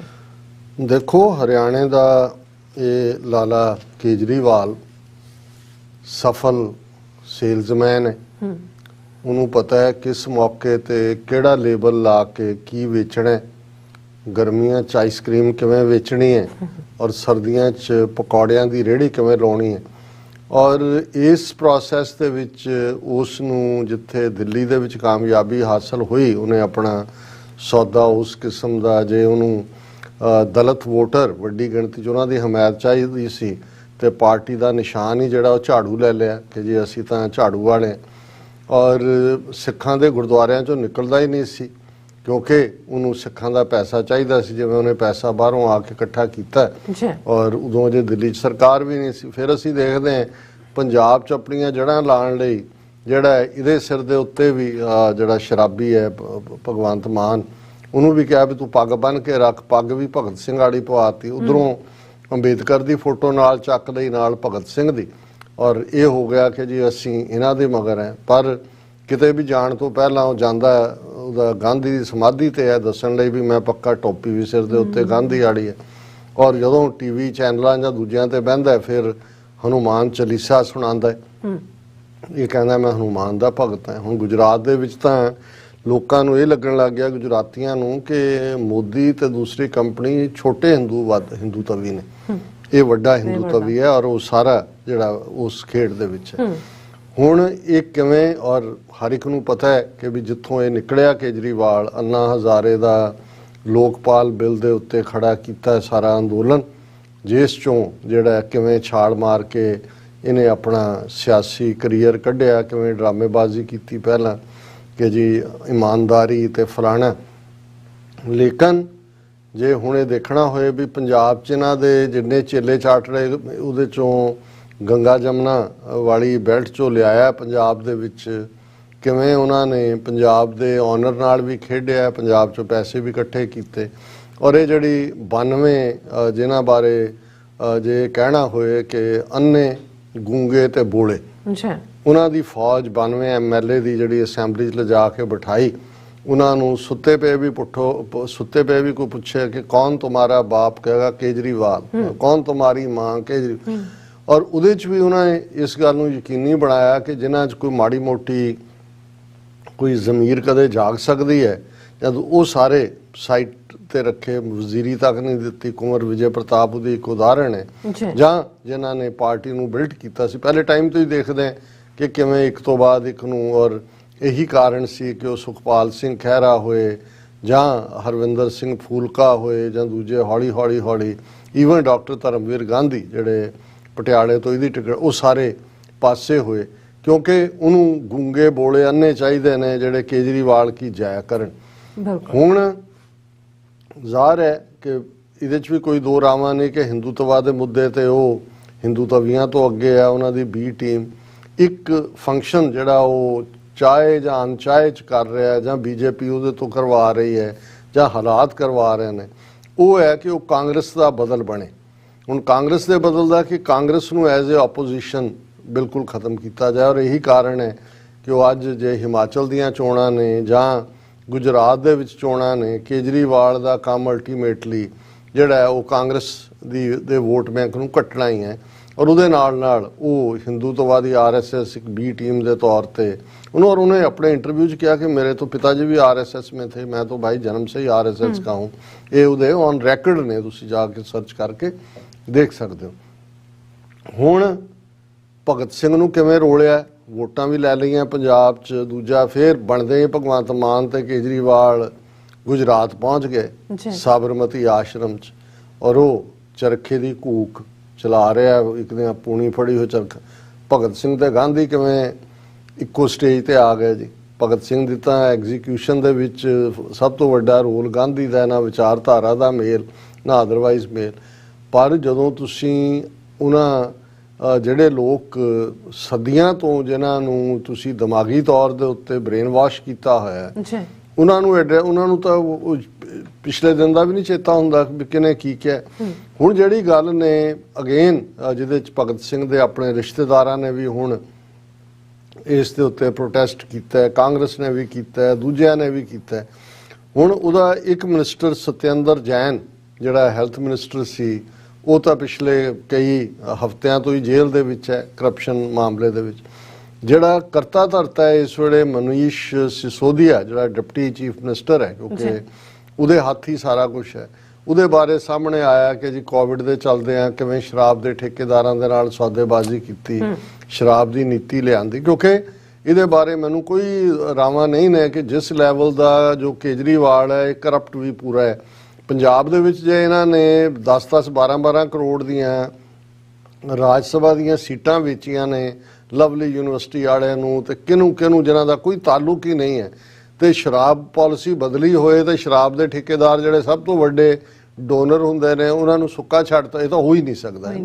ਲੇਕਿਨ ਇਸ ਸਾਰੇ ਦੇ ਚੱਲਦੇ ਆ ਜਦੋਂ ਹੁਣ ਮਨੀਸ਼ ਸਿਸੋਦੀਆ ਦੇ ਉੱਤੇ ਜਿਹੜਾ ਉਹ ਕਾਫੀਆ ਕੱਸਿਆ ਜਾ ਰਿਹਾ ਹੈ, ਈਡੀ ਨੇ ਉਹਨੂੰ 2 ਵਾਰ ਸੱਦਿਆ। ਕੱਲ ਜਦੋਂ ਸੱਦਿਆ ਉਹ ਬੜਾ ਡਰਾਮਾ ਕਰਕੇ ਘਰੋਂ ਉਹ ਭਗਤ ਸਿੰਘ ਵਾਲਾ ਪਾ ਕੇ ਗਲ ਦੇ ਵਿੱਚ, ਹਾਲਾਂ ਭਗਤ ਸਿੰਘ ਨੇ ਉਸ ਰੰਗ ਦੀ ਕਦੇ ਪੱਗ ਬੰਨੀ ਨਹੀਂ ਉਹ ਸਾਰੇ ਦੇ, ਔਰ ਫਿਰ ਸਿੱਧਾ ਜਾ ਪਹੁੰਚਿਆ, ਰੋਡ ਸ਼ੋਅ ਕਰਤਾ, ਉੱਥੇ ਰਾਜਘਾਟ ਪਹੁੰਚ ਗਿਆ ਗਾਂਧੀ ਦੇ, ਫਿਰ ਈਡੀ ਦੇ ਕੋਲ ਗਿਆ, ਉੱਥੇ ਡਰਾਮੇਬਾਜ਼ੀ ਕੀਤੀ।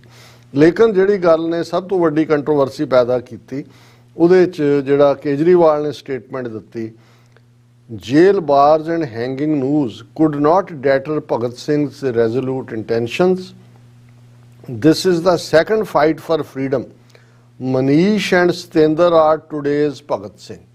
ਉਹਨੇ ਕਿਹਾ ਜੀ ਕਿ ਜਿਹੜੀਆਂ ਜੇਲਾਂ ਨੇ ਔਰ ਜਿਹੜੇ ਫਾਂਸੀ ਦੇ ਫੰਦੇ ਨੇ ਉਹ ਭਗਤ ਸਿੰਘ ਦਾ ਜਿਹੜਾ ਇਰਾਦਾ ਸੀ ਉਸ ਨੂੰ ਡਲਾ ਨਹੀਂ ਸੀ ਸਕੇ। ਔਰ ਅੱਜ ਜਿਹੜੀ ਦੂਸਰੀ ਜੰਗ ਚੱਲ ਰਹੀ ਹੈ ਆਜ਼ਾਦੀ ਦੀ, ਕਿਹਦੇ ਤੋਂ ਆਜ਼ਾਦੀ ਲੈਣੀ ਹੈ? ਹੁਣ ਇਹ ਕੋਈ ਪੁੱਛ ਸਕਦਾ, ਕਹਿੰਦਾ ਵੀ ਮਨੀਸ਼ ਔਰ ਸਤਿੰਦਰ ਹੈ ਜਿਹੜਾ ਇਹ ਅੱਜ ਦੇ ਭਗਤ ਸਿੰਘ ਨੇ। ਹੁਣ ਤੁਸੀਂ ਅੰਦਾਜ਼ਾ ਲਾ ਲਓ ਕਿ ਇਹ ਭਗਤ ਸਿੰਘ ਦੀ ਔਕਾਤ ਹੈ। ਨਹੀਂ, ਹਾਲਾਂਕਿ ਸਾਡੇ ਆਪਣੇ ਸਰਕਲ ਹੀ ਬਹਿਸ ਕਰ ਰਹੇ ਸੀ ਸ਼ਹੀਦ ਹੈ ਨਹੀਂ ਹੈ, ਉਹਨੇ ਕੀ ਕਿਹਾ, ਇਹ ਛੱਡ ਦਿਓ ਗੱਲ ਨੂੰ।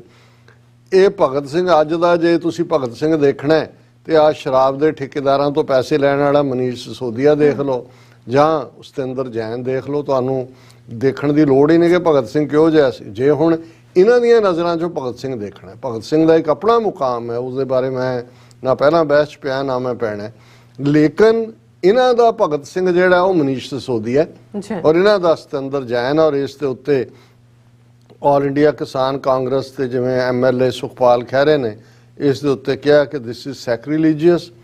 Kejriwal has insulted Bhagat Singh who sacrificed his life for the country. The Delhi CM has had the audacity to compare his tainted ministers who are looting India with the martyr, ਕਿ ਜਿਹੜੇ ਲੁੱਟ ਰਹੇ ਨੇ ਉਹਨਾਂ ਨੂੰ ਉਹਨਾਂ ਦੇ ਨਾਲ ਕੰਪੇਅਰ ਕਰ ਰਹੇ ਨੇ। ਫਿਰ ਜਿਹੜਾ ਰਾਜਾ ਵੜਿੰਗ ਕਾਂਗਰਸ ਦਾ ਪ੍ਰਧਾਨ ਹੈ ਉਹਨੇ ਕਿਹਾ ਕਿ ਵੀ ਇਹ Bhagat Singh invoked for corruption first time in history. Raja Warring ਉਹਨੇ ਕਿਹਾ ਜੀ ਪਹਿਲੀ ਵਾਰ ਸਾਨੂੰ ਸਮਝ ਆਏ ਕਿ ਭਗਤ ਸਿੰਘ ਕਰਪਟ ਵੀ ਸੀ, ਕਿ ਵੀ ਉਹ ਸਾਰੇ ਚੋਂ ਆਇਆ।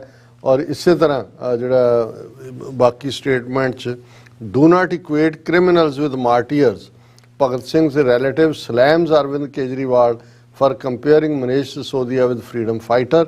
ਔਰ ਭਜਨ ਸਿੰਘ ਟੱਟ ਇਹ close relative of freedom fighter Bhagat Singh, ਇਹ ਵੀ ANI ਦੀ ਨਿਊਜ਼ ਹੈ।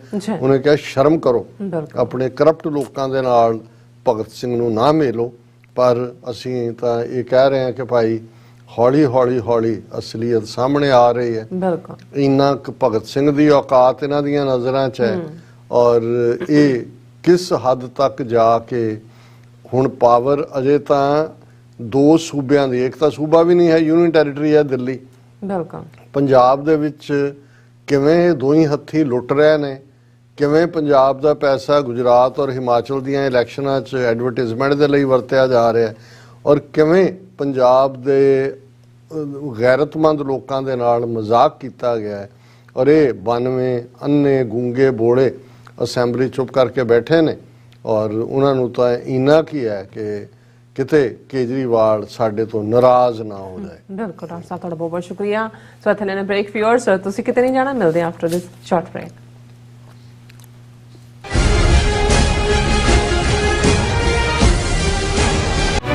ਟੋਰਾਂਟੋ ਵਿਖੇ ਖਾਲਿਸਤਾਨ ਰੈਫਰੈਂਡਮ ਦੀਆਂ ਵੋਟਾਂ ਦੇ ਪਹਿਲੇ ਸੈਂਟਰ ਵਿੱਚ ਰਿਕਾਰਡ ਤੋੜ ਇਕੱਠ ਤੋਂ ਬਾਅਦ ਹੁਣ ਖਾਲਿਸਤਾਨ ਰੈਫਰੈਂਡਮ ਦੇ ਦੂਜੇ ਪੜਾਅ ਦੀਆਂ ਵੋਟਾਂ 6 ਨਵੰਬਰ ਦਿਨ ਐਤਵਾਰ ਨੂੰ ਮਿਸੀਸਾਗਾ ਦੇ ਪੌਲ ਕਾਫੀ ਅਰੀਨਾ, ਜਿਹੜਾ ਕਿ ਡੈਰੀ ਤੇ ਗੋਰਵੇ ਤੇ ਸਥਿਤ ਹੈ, ਵਿਖੇ ਸਵੇਰੇ 9 ਵਜੇ ਤੋਂ ਲੈ ਕੇ ਸ਼ਾਮ ਦੇ 5 ਵਜੇ ਤੱਕ ਪੈਣਗੀਆਂ। ਹੋਰ ਜਾਣਕਾਰੀ ਲਈ ਸੰਪਰਕ ਕਰੋ 437 423 2669। ਕੀ ਤੁਹਾਨੂੰ 30, 40 ਜਾਂ 50 ਦਿਨ ਵੇਟ ਕਰਨੀ ਪੈ ਰਹੀ ਹੈ ਤੁਹਾਡੇ ਚੈੱਕ ਲਈ? ਫਿਰ ਬ੍ਰੋਕਰਾਂ ਪਿੱਛੇ ਭੱਜਦੇ ਫਿਰਦੇ ਹੋ ਪੈਸੇ ਲਈ, ਬਹੁਤ ਜ਼ਿਆਦਾ ਟਾਈਮ ਵੇਸਟ ਹੋ ਜਾਂਦਾ ਇੱਦਾਂ ਤਾਂ। ਜੇ ਤੁਸੀਂ ਅੱਜ ਹੀ ਪੈਸੇ ਲੈਣੇ ਤਾਂ ਬੌਬਟੇਲ ਨੂੰ ਕਾਲ ਕਰੋ। ਬੌਬਟੇਲ ਤੁਹਾਡੀਆਂ ਇਨਵੌਇਸਸ ਸੇਮ ਡੇ ਫੰਡ ਕਰ ਸਕਦੇ ਹਨ for a small fee, no contract, no reserve and no hidden fees। ਅੱਜ ਹੀ ਕਾਲ ਕਰੋ ਬੌਬਟੇਲ ਨੂੰ ਤੇ ਤੁਹਾਡਾ ਪਹਿਲਾ ਮਹੀਨਾ ਫ੍ਰੀ। 410 204 2084। ਅਗੇਨ 410 204 2084।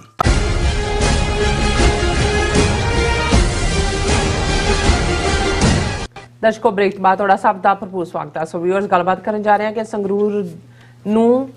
ਸੰਗਰੂਰ ਦੇ ਮੈਂਬਰ ਪਾਰਲੀਮੈਂਟ ਅਤੇ ਸ਼੍ਰੋਮਣੀ ਅਕਾਲੀ ਦਲ ਅੰਮ੍ਰਿਤਸਰ ਦੇ ਪ੍ਰਧਾਨ ਸਰਦਾਰ ਸਿਮਰਨਜੀਤ ਮਾਨ ਪੰਜਾਬ ਦੀ ਜੰਮੂ ਕਸ਼ਮੀਰ ਨਾਲ ਲੱਗਦੀ ਸਰਹੱਦ ਲਖਨਪੁਰ ਵਿੱਚ ਧਰਨੇ ਤੇ ਬੈਠੇ ਹੋਏ ਹਨ, ਕਿਉਂਕਿ ਉਹਨਾਂ ਦੇ ਜੰਮੂ ਕਸ਼ਮੀਰ ਵਿੱਚ ਦਾਖਲੇ ਤੇ ਪਾਬੰਦੀ ਲਗਾਈ ਗਈ ਹੈ। ਕਸ਼ਮੀਰੀ ਆਗੂ ਮਹਿਬੂਬਾ ਮੁਫਤੀ ਨੇ ਕਿਹਾ ਹੈ ਕਿ ਮੋਦੀ ਸਰਕਾਰ ਇੱਕ ਪਾਸੇ ਸੂਬੇ ਵਿੱਚ ਹਾਲਾਤ ਨੋਰਮਲ ਹੋਣ ਦਾ ਦਾਅਵਾ ਕਰਦੀ ਹੈ, ਪਰ ਸਰਦਾਰ ਮਾਨ ਸਿੰਘ ਨੂੰ ਨਾ ਆਉਣ ਦੇਣ ਦਾ ਮਤਲਬ ਹੈ ਕਿ ਉਹ ਸੱਚਾਈ ਨੂੰ ਲੁਕਾਉਣਾ ਚਾਹੁੰਦੇ ਨੇ। ਸੋ ਇਸ ਬਾਰੇ ਆਪਾਂ ਗੱਲਬਾਤ ਕਰਨ ਜਾ ਰਹੇ ਹਾਂ ਔਰ ਨਾਲ ਹੀ ਗੁਰਬਾਣੀ ਚਰਨ ਸਾਂਝ ਤੋਂ ਨਾ ਪਾਈ ਜਾਏਗੀ। ਸੋ ਅਸੀਂ ਚਾਹਾਂਗੇ ਕਿ ਤੁਸੀਂ ਇਸੇ ਤਰ੍ਹਾਂ ਬਣੇ ਰਹਿਣਾ, ਦੇਖਣ ਸੁਣ ਲਈ ਐਨ ਲਿਖਣ ਲਈ ਤੁਹਾਡਾ ਸਭ ਦਾ ਬਹੁਤ ਬਹੁਤ ਧੰਨਵਾਦ ਜੀ। ਡਾਕਟਰ ਸਾਹਿਬ, ਕੀ ਕਹਿਣਾ ਚਾਹੋਗੇ? ਦੇਖੋ, ਅਸੀਂ ਕੱਲ ਵੀ ਇੱਕ ਸੈਗਮੈਂਟ ਕੀਤਾ ਸੀ, ਅਜੇ ਕੱਲ ਖਬਰ ਇਹ ਬਿਲਟ ਹੋ ਰਹੀ ਸੀ ਕਿ ਸਰ ਸਿਮਰਨਜੀਤ ਸਿੰਘ ਮਾਨ ਉਹਨਾਂ ਨੂੰ ਲਖਨਪੁਰ ਜਿਹੜਾ ਫਾਈਨਲ ਸਟਾਪ ਹੈ ਪੰਜਾਬ ਔਰ ਜੰਮੂ ਐਂਡ ਕਸ਼ਮੀਰ ਦੀ ਸਰਹੱਦ ਦਾ, ਉਸ ਦੇ ਉੱਤੇ ਰੋਕ ਲਿਆ ਗਿਆ ਹੈ। ਔਰ ਇਹ ਕਿਹਾ ਗਿਆ ਕਿ ਜੀ ਕਿਉਂਕਿ ਕਠੂਆ ਜ਼ਿਲ੍ਹੇ ਦੇ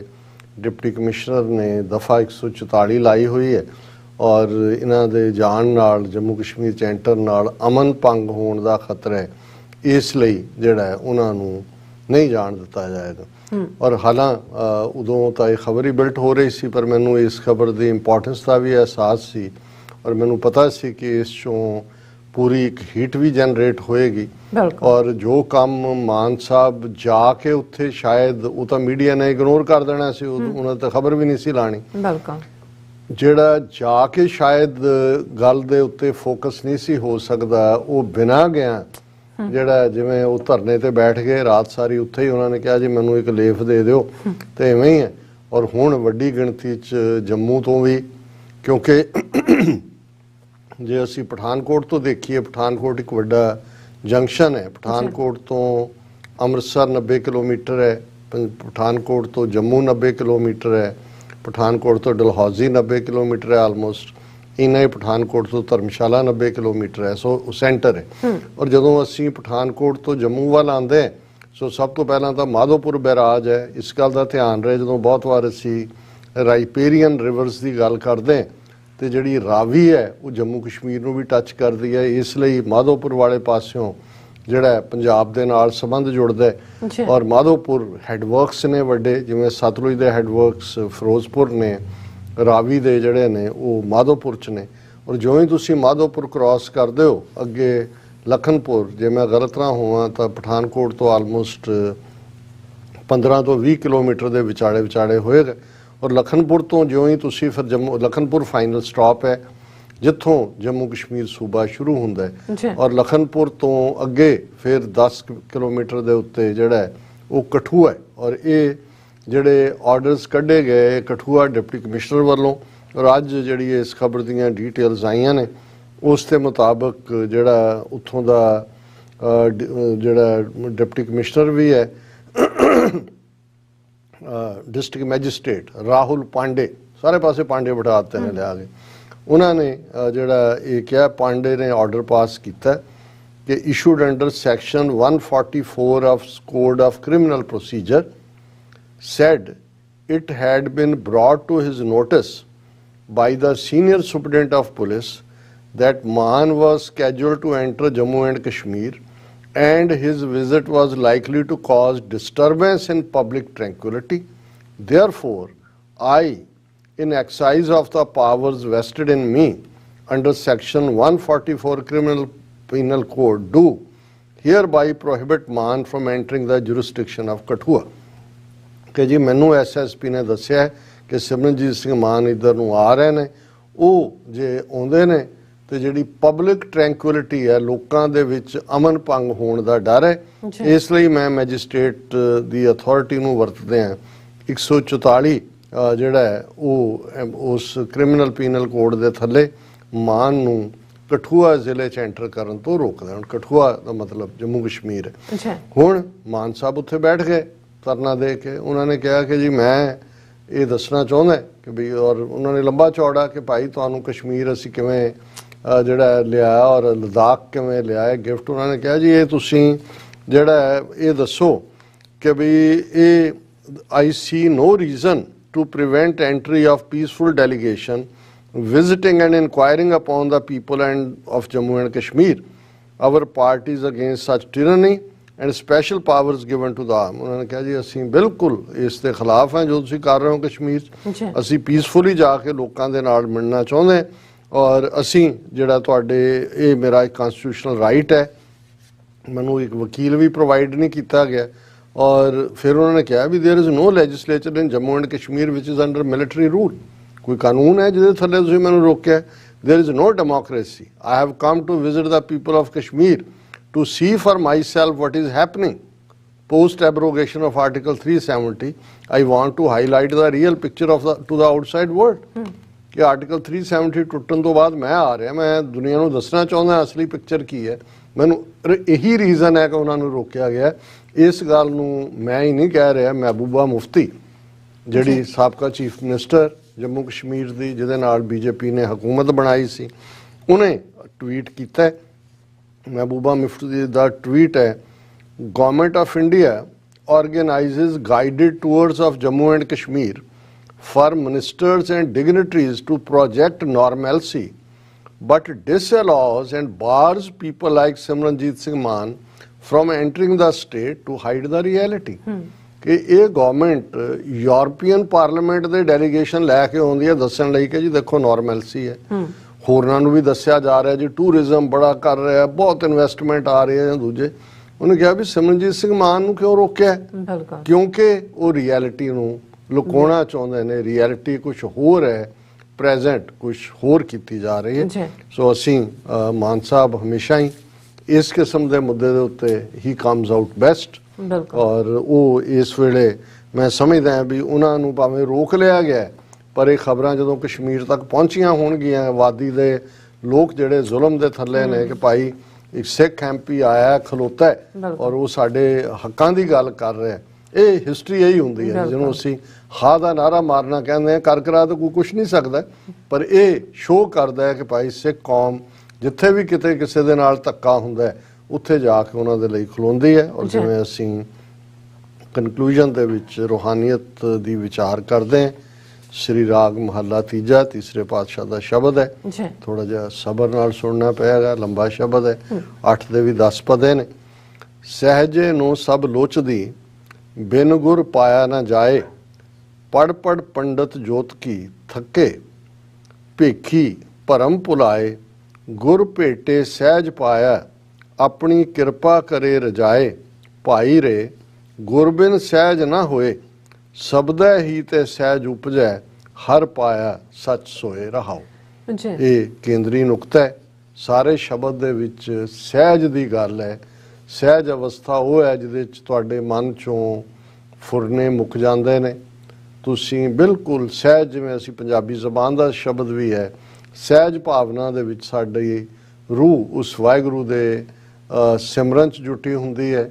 ਕੋਈ ਜਿਹੜੀ ਹੈ ਉਹ ਡਿਵੀਏਸ਼ਨ ਨਹੀਂ ਹੁੰਦੀ, ਕੋਈ ਚੀਜ਼ ਤੁਹਾਨੂੰ ਡੁਲਾ ਨਹੀਂ ਰਹੀ ਹੁੰਦੀ। ਤੁਹਾਡੇ ਮਨ ਦੀ ਉਹ ਹਾਲਤ ਜਿਹੜੀ ਭਟਕਣ ਦੇ ਵੇਲੇ ਸੀ ਕਿ ਕਬਹੂ ਜੀੜਾ ਊਬ ਚੜਤ ਹੈ, ਕਬਹੂ ਜਾਏ ਪਿਆਲੇ, ਲੋਭੀ ਜੀਰਾ ਥਿਰ ਨਾ ਰਹਿਤ ਹੈ, ਚਾਰੇ ਕੁੰਡਾਂ ਪਾਲੇ, ਉਹ ਖਤਮ ਹੋ ਜਾਂਦੀ ਹੈ। ਔਰ ਗੁਰੂ ਸਾਹਿਬ ਨੇ ਯਾਦ ਦਹਾਨੀ ਕਰਵਾਈ ਕਿ ਭਾਈ ਇਹ ਸਹਿਜ ਦੀ ਜਿਹੜੀ ਅਵਸਥਾ ਹੈ ਗੁਰੂ ਦੀ ਬਖਸ਼ਿਸ਼ ਨਾਲ ਪ੍ਰਾਪਤ ਹੁੰਦੀ ਹੈ। ਸ਼ਬਦ ਦੇ ਨਾਲ ਜੁੜਨ 'ਚੋਂ ਸਹਿਜ ਨਿਕਲਦਾ ਹੈ, ਔਰ ਜਦੋਂ ਤੁਸੀਂ ਸਹਿਜ ਵਿੱਚ ਆ ਜਾਂਦੇ ਹੋ ਤੇ ਤੁਸੀਂ ਉਸ ਰੱਬ ਦੀ ਕੁਰਬਤ ਹਾਸਲ ਕਰਦੇ ਹੋ, ਸੱਚ ਦੇ ਵਿੱਚ ਤੁਹਾਡਾ ਜੀਵਨ ਹੁੰਦਾ ਹੈ। ਵੈਸੇ ਸਾਰੀ ਦੁਨੀਆ ਚਾਹੁੰਦੀ ਹੈ ਵੀ ਉਹਨਾਂ ਦਾ ਮਨਾਂ ਦੇ ਵਿੱਚ ਸ਼ਾਂਤੀ ਹੋਏ, ਟ੍ਰੈਂਕੁਇਲਿਟੀ ਹੋਏ। ਸਹਿਜੈ ਨੂੰ ਸਭ ਲੋਚਦੀ, ਸਾਰੇ ਚਾਹੁੰਦੇ ਨੇ, ਬਿਨ ਗੁਰ ਪਾਇਆ ਨਾ ਜਾਏ, ਪਰ ਗੁਰੂ ਦੀ ਰਹਿਮਤ ਤੋਂ ਬਿਨਾਂ ਇਹ ਸੰਭਵ ਨਹੀਂ ਹੈ। ਪੜ ਪੜ ਪੰਡਤ ਜੋਤ ਕੀ ਥੱਕੇ, ਜੋਤ ਕੀ ਹੈ ਜੋਤਸ਼ੀ, ਪੰਡਤ ਵਿਦਵਾਨ, ਕਿ ਉਹ ਪੜ੍ਹਾਈ ਰਾਹੀਂ ਵੇਦ ਸ਼ਾਸਤਰ ਸਿਮਤੀਆਂ ਰਾਹੀਂ ਮਨ ਦੀ ਚੈਨ ਲੱਭਦੇ ਨੇ, ਸਹਿਜ ਲੱਭਦੇ ਨੇ, ਭਰਮ ਭੁਲਾਏ ਪਰ ਉਹ ਭਰਮ 'ਚ ਹੀ ਫਸੇ ਰਹਿੰਦੇ ਨੇ। ਗੁਰ ਭੇਟੇ ਸਹਿਜ ਪਾਇਆ, ਆਪਣੀ ਕਿਰਪਾ ਕਰੇ ਰਜਾਏ, ਕਿ ਜਦੋਂ ਤੁਸੀਂ ਗੁਰੂ ਦੇ ਸੰਗਤ ਦੇ ਵਿੱਚ ਆਏ, ਰੱਬ ਨੇ ਗੁਰੂ ਨੇ ਰਹਿਮਤ ਕੀਤੀ ਤੇ ਉਸ ਦੀ ਰਜ਼ਾ ਦੇ ਵਿੱਚ ਜਿਹੜਾ ਤੁਸੀਂ ਜਿਉਣਾ ਸਿੱਖ ਲਿਆ, ਸਹਿਜ ਆ ਗਏ। ਸਹਿਜੇ ਗਾਵਿਆ ਥਾਏ ਪਵੈ, ਬਿਨ ਸਹਿਜੈ ਕਥਨੀ ਬਾਤ, ਸਹਿਜੇ ਹੀ ਭਗਤ ਉਪਜੈ, ਸਹਿਜ ਪਿਆਰ ਬੈਰਾਗ, ਸਹਿਜੈ ਹੀ ਤੇ ਸੁਖ ਸ਼ਾਂਤ ਹੋਏ, ਬਿਨ ਸਹਿਜੈ ਜੀਵਨ ਬਾਤ। ਕਿ ਸਹਿਜ ਦੇ ਵਿੱਚ ਜਦੋਂ ਅਸੀਂ ਰੱਬ ਦੀ ਉਸਤਤ ਕਰਦੇ ਹਾਂ, ਗਾਉਂਦੇ ਹਾਂ, ਉਹ ਥਾਂ ਪੈਂਦੀ ਹੈ, ਮਤਲਬ ਪ੍ਰਵਾਨ ਚੜ੍ਹਦੀ ਹੈ। ਸਹਿਜ ਤੋਂ ਬਿਨਾਂ ਜੋ ਵੀ ਤੁਹਾਡਾ ਕਹਿਣਾ ਕਥਨਾ ਹੈ ਉਹ ਵਿਕਾਰ ਹੈ, ਔਰ ਸਹਿਜ ਦੇ ਵਿੱਚ ਰਹਿੰਦੇ ਹੀ ਭਗਤੀ ਪੈਦਾ ਹੁੰਦੀ ਹੈ। ਜੇ ਅਸੀਂ ਸਹਿਜ ਦੇ ਵਿੱਚ ਹਾਂ ਤਾਂ ਸਾਡੇ ਅੰਦਰਲਾ ਜਿਹੜਾ ਵੈਰਾਗ ਹੈ ਉਹ ਸੱਚਾ ਵੈਰਾਗ ਹੈ। ਸਹਿਜ ਦੇ ਨਾਲ ਹੀ ਅਸੀਂ ਸੁੱਖ ਔਰ ਸ਼ਾਂਤ ਹੁੰਦੇ ਹਾਂ, ਔਰ ਬਿਨਾਂ ਸਹਿਜ ਤੋਂ ਜੀਵਨ ਜਿਹੜਾ ਹੈ ਉਹ ਯੂਜ਼ਲੈਸ ਹੈ। ਬਾਤ ਦਾ ਮਤਲਬ ਹੁੰਦਾ ਵਿਅਰਥ ਹੈ। ਸਹਿਜ ਸਲਾਹੀ ਸਦਾ ਸਦਾ, ਸਹਿਜ ਸਮਾਦ ਲਗਾਏ, ਸਹਿਜੇ ਹੀ ਗੁਣ ਉਚਰੈ, ਭਗਤ ਕਰੇ ਲਿਵਲਾਏ, ਸ਼ਬਦੇ ਹੀ ਹਰ ਮਨ ਵਸੈ, ਰਸਨਾ ਹਰ ਰਸ ਖਾਏ। ਕਿ ਸਹਿਜ ਦੇ ਵਿੱਚ ਉਸ ਵਾਹਿਗੁਰੂ ਦੀ ਸਿਫਤ ਸਲਾਹ, ਸਹਿਜ ਦੇ ਵਿੱਚ ਉਸ ਦੇ ਨਾਲ ਲੱਗੀ ਹੋਈ ਲਿਵ, ਸਹਿਜ ਦੇ ਵਿੱਚ ਹੀ ਉਸ ਦੇ ਗੁਣਾਂ ਦਾ ਉਚਾਰਨ, ਸਹਿਜ ਦੇ ਵਿੱਚ ਹੀ ਉਸ ਦੀ ਬੰਦਗੀ, ਔਰ ਸ਼ਬਦ ਦੇ ਨਾਲ ਉਹ ਜਦੋਂ ਅਸੀਂ ਉਸ ਨੂੰ ਯਾਦ ਕਰਦੇ ਹਾਂ ਔਰ ਸਾਡੀ ਰਸਨਾ ਉਸ ਵਾਹਿਗੁਰੂ ਦੇ ਪਿਆਰ ਦੇ ਰਸ ਨੂੰ ਭੁੰਚਦੀ ਹੈ, ਖਾਂਦੀ ਹੈ, ਆਨੰਦਦਾਇਕ ਹਾਲਤ 'ਚ ਹੁੰਦੀ ਹੈ। ਸਹਿਜੇ ਕਾਲ ਵਡਾਰਿਆ, ਸੱਚ ਸਰਣਾਈ ਪਾਏ, ਸਹਿਜੇ ਹਰ ਨਾਮ ਮਨ ਵਸਿਆ, ਸੱਚੀ ਕਾਰ ਕਮਾਏ, ਸੇ ਵਡ ਭਾਗੀ ਜਿਨੇ ਪਾਇਆ, ਸਹਿਜੇ ਰਹਿ ਸਮਾਏ। ਕਿ ਸਹਿਜ ਵਿੱਚ ਜਿਉਣ ਵਾਲੇ ਮੌਤ ਦੇ ਡਰ ਨੂੰ ਮਾਰ ਮੁਕਾਉਂਦੇ ਨੇ। ਵਡਾਰਿਆ ਹੁੰਦਾ ਮਾਰ ਮੁਕਾਉਣਾ, ਔਰ ਉਹ ਸੱਚ ਦੀ ਸ਼ਰਨ ਪੈਂਦੇ ਨੇ। ਸਹਿਜ ਦੇ ਵਿੱਚ ਰਹਿੰਦਿਆਂ ਵਾਹਿਗੁਰੂ ਦਾ ਨਾਮ ਅੰਦਰ ਵਸਦਾ ਹੈ, ਜੀਵਨ ਦੇ ਅੰਦਰ ਤੁਸੀਂ ਸੱਚੀ ਕਾਰ ਕਮਾਉਂਦੇ ਹੋ। ਉਹ ਵੱਡੇ ਭਾਗਾਂ ਵਾਲੇ ਨੇ ਜਿਹੜੇ ਸਹਿਜ ਦੇ ਵਿੱਚ ਰਹਿੰਦੇ ਨੇ, ਸਹਿਜ ਦੇ ਵਿੱਚ ਸਮਾਏ ਹੋਏ ਨੇ। ਮਾਇਆ ਵਿੱਚ ਸਹਿਜ ਨਾ ਉਪਜੈ, ਮਾਇਆ ਦੂਜੈ ਭਾਏ। ਮਨਮੁਖ ਕਰਮ ਕਮਾਵਣੇ, ਹਉਮੈ ਜਲੈ ਜਲਾਏ। ਜੰਮਣ ਮਰਨ ਨਾ ਚੂਕੇ, ਫਿਰ ਆਵੈ ਜਾਏ। ਜਿਹੜੇ ਮਾਇਆ ਦੇ ਵਿੱਚ ਜਿਉਣ ਵਾਲੇ ਨੇ ਉਹ ਕਦੇ ਵੀ ਸਹਿਜ ਅਵਸਥਾ ਨੂੰ ਹਾਸਲ ਨਹੀਂ ਕਰ ਸਕਦੇ। ਉਹ ਮਨਮੁਖ ਨੇ, ਉੱਦਾਂ ਦੇ ਕਰਮ ਕਰਨਗੇ, ਹਉਮੈ ਦੇ ਵਿੱਚ ਹੀ ਉਹ ਸੜਦੇ ਰਹਿਣਗੇ। ਉਹਨਾਂ ਦਾ ਜੰਮਣ ਮਰਨ ਦਾ ਗੇੜ ਨਹੀਂ ਮੁੱਕੇਗਾ, ਉਹਨਾਂ ਦਾ ਆਵਾਗੌਣ ਉਵੇਂ ਹੀ ਬਣਿਆ ਰਹੇਗਾ। ਤ੍ਰੇ ਗੁਣਾ ਵਿੱਚ ਸਹਿਜ ਨਾ ਪਾਈਐ, ਤ੍ਰੈ ਗੁਣ ਭਰਮ ਭੁਲਾਏ। ਪੜੀਐ ਗੁਣੀਐ ਕਿਆ ਕਥੀਐ, ਜਾਂ ਮੁੱਢੋਂ ਕੁੱਥਾ ਜਾਏ। ਚੌਥੇ ਪਦ ਮੇ ਸਹਿਜ ਹੈ, ਗੁਰਮੁਖ ਪੱਲੇ ਪਾਏ। 3 ਗੁਣ ਹੈ, ਰਜੋ ਗੁਣ, ਤਮੋ ਗੁਣ, ਸਤੋ ਗੁਣ। ਮੈਂ ਇਹਦੀ ਵਿਆਖਿਆ ਦਾ ਵਕਤ ਨਹੀਂ ਹੈ ਕਿ ਕਿਵੇਂ ਬਹੁਤੇ ਮਾਨਸਿਕ ਅਵਸਥਾ ਵਾਲੇ ਇਹਨਾਂ 3 ਗੁਣਾਂ ਦੇ ਵਿੱਚ ਹੀ ਜਿਉਂਦੇ ਨੇ, ਪਰ ਜਿਹੜੇ ਇਹਨਾਂ 3 ਦੇ ਵਿੱਚ ਨੇ ਉਹਨਾਂ ਦੇ ਅੰਦਰ ਸਹਿਜ ਪੈਦਾ ਨਹੀਂ ਹੁੰਦਾ। ਉਹ ਭਰਮ ਦੇ ਵਿੱਚ ਰਹਿੰਦੇ ਨੇ। ਤ੍ਰੈਗੁਣੀ ਜਿਹੜੇ ਜੀਵ ਨੇ ਭੁੱਲੇ ਰਹਿੰਦੇ ਨੇ।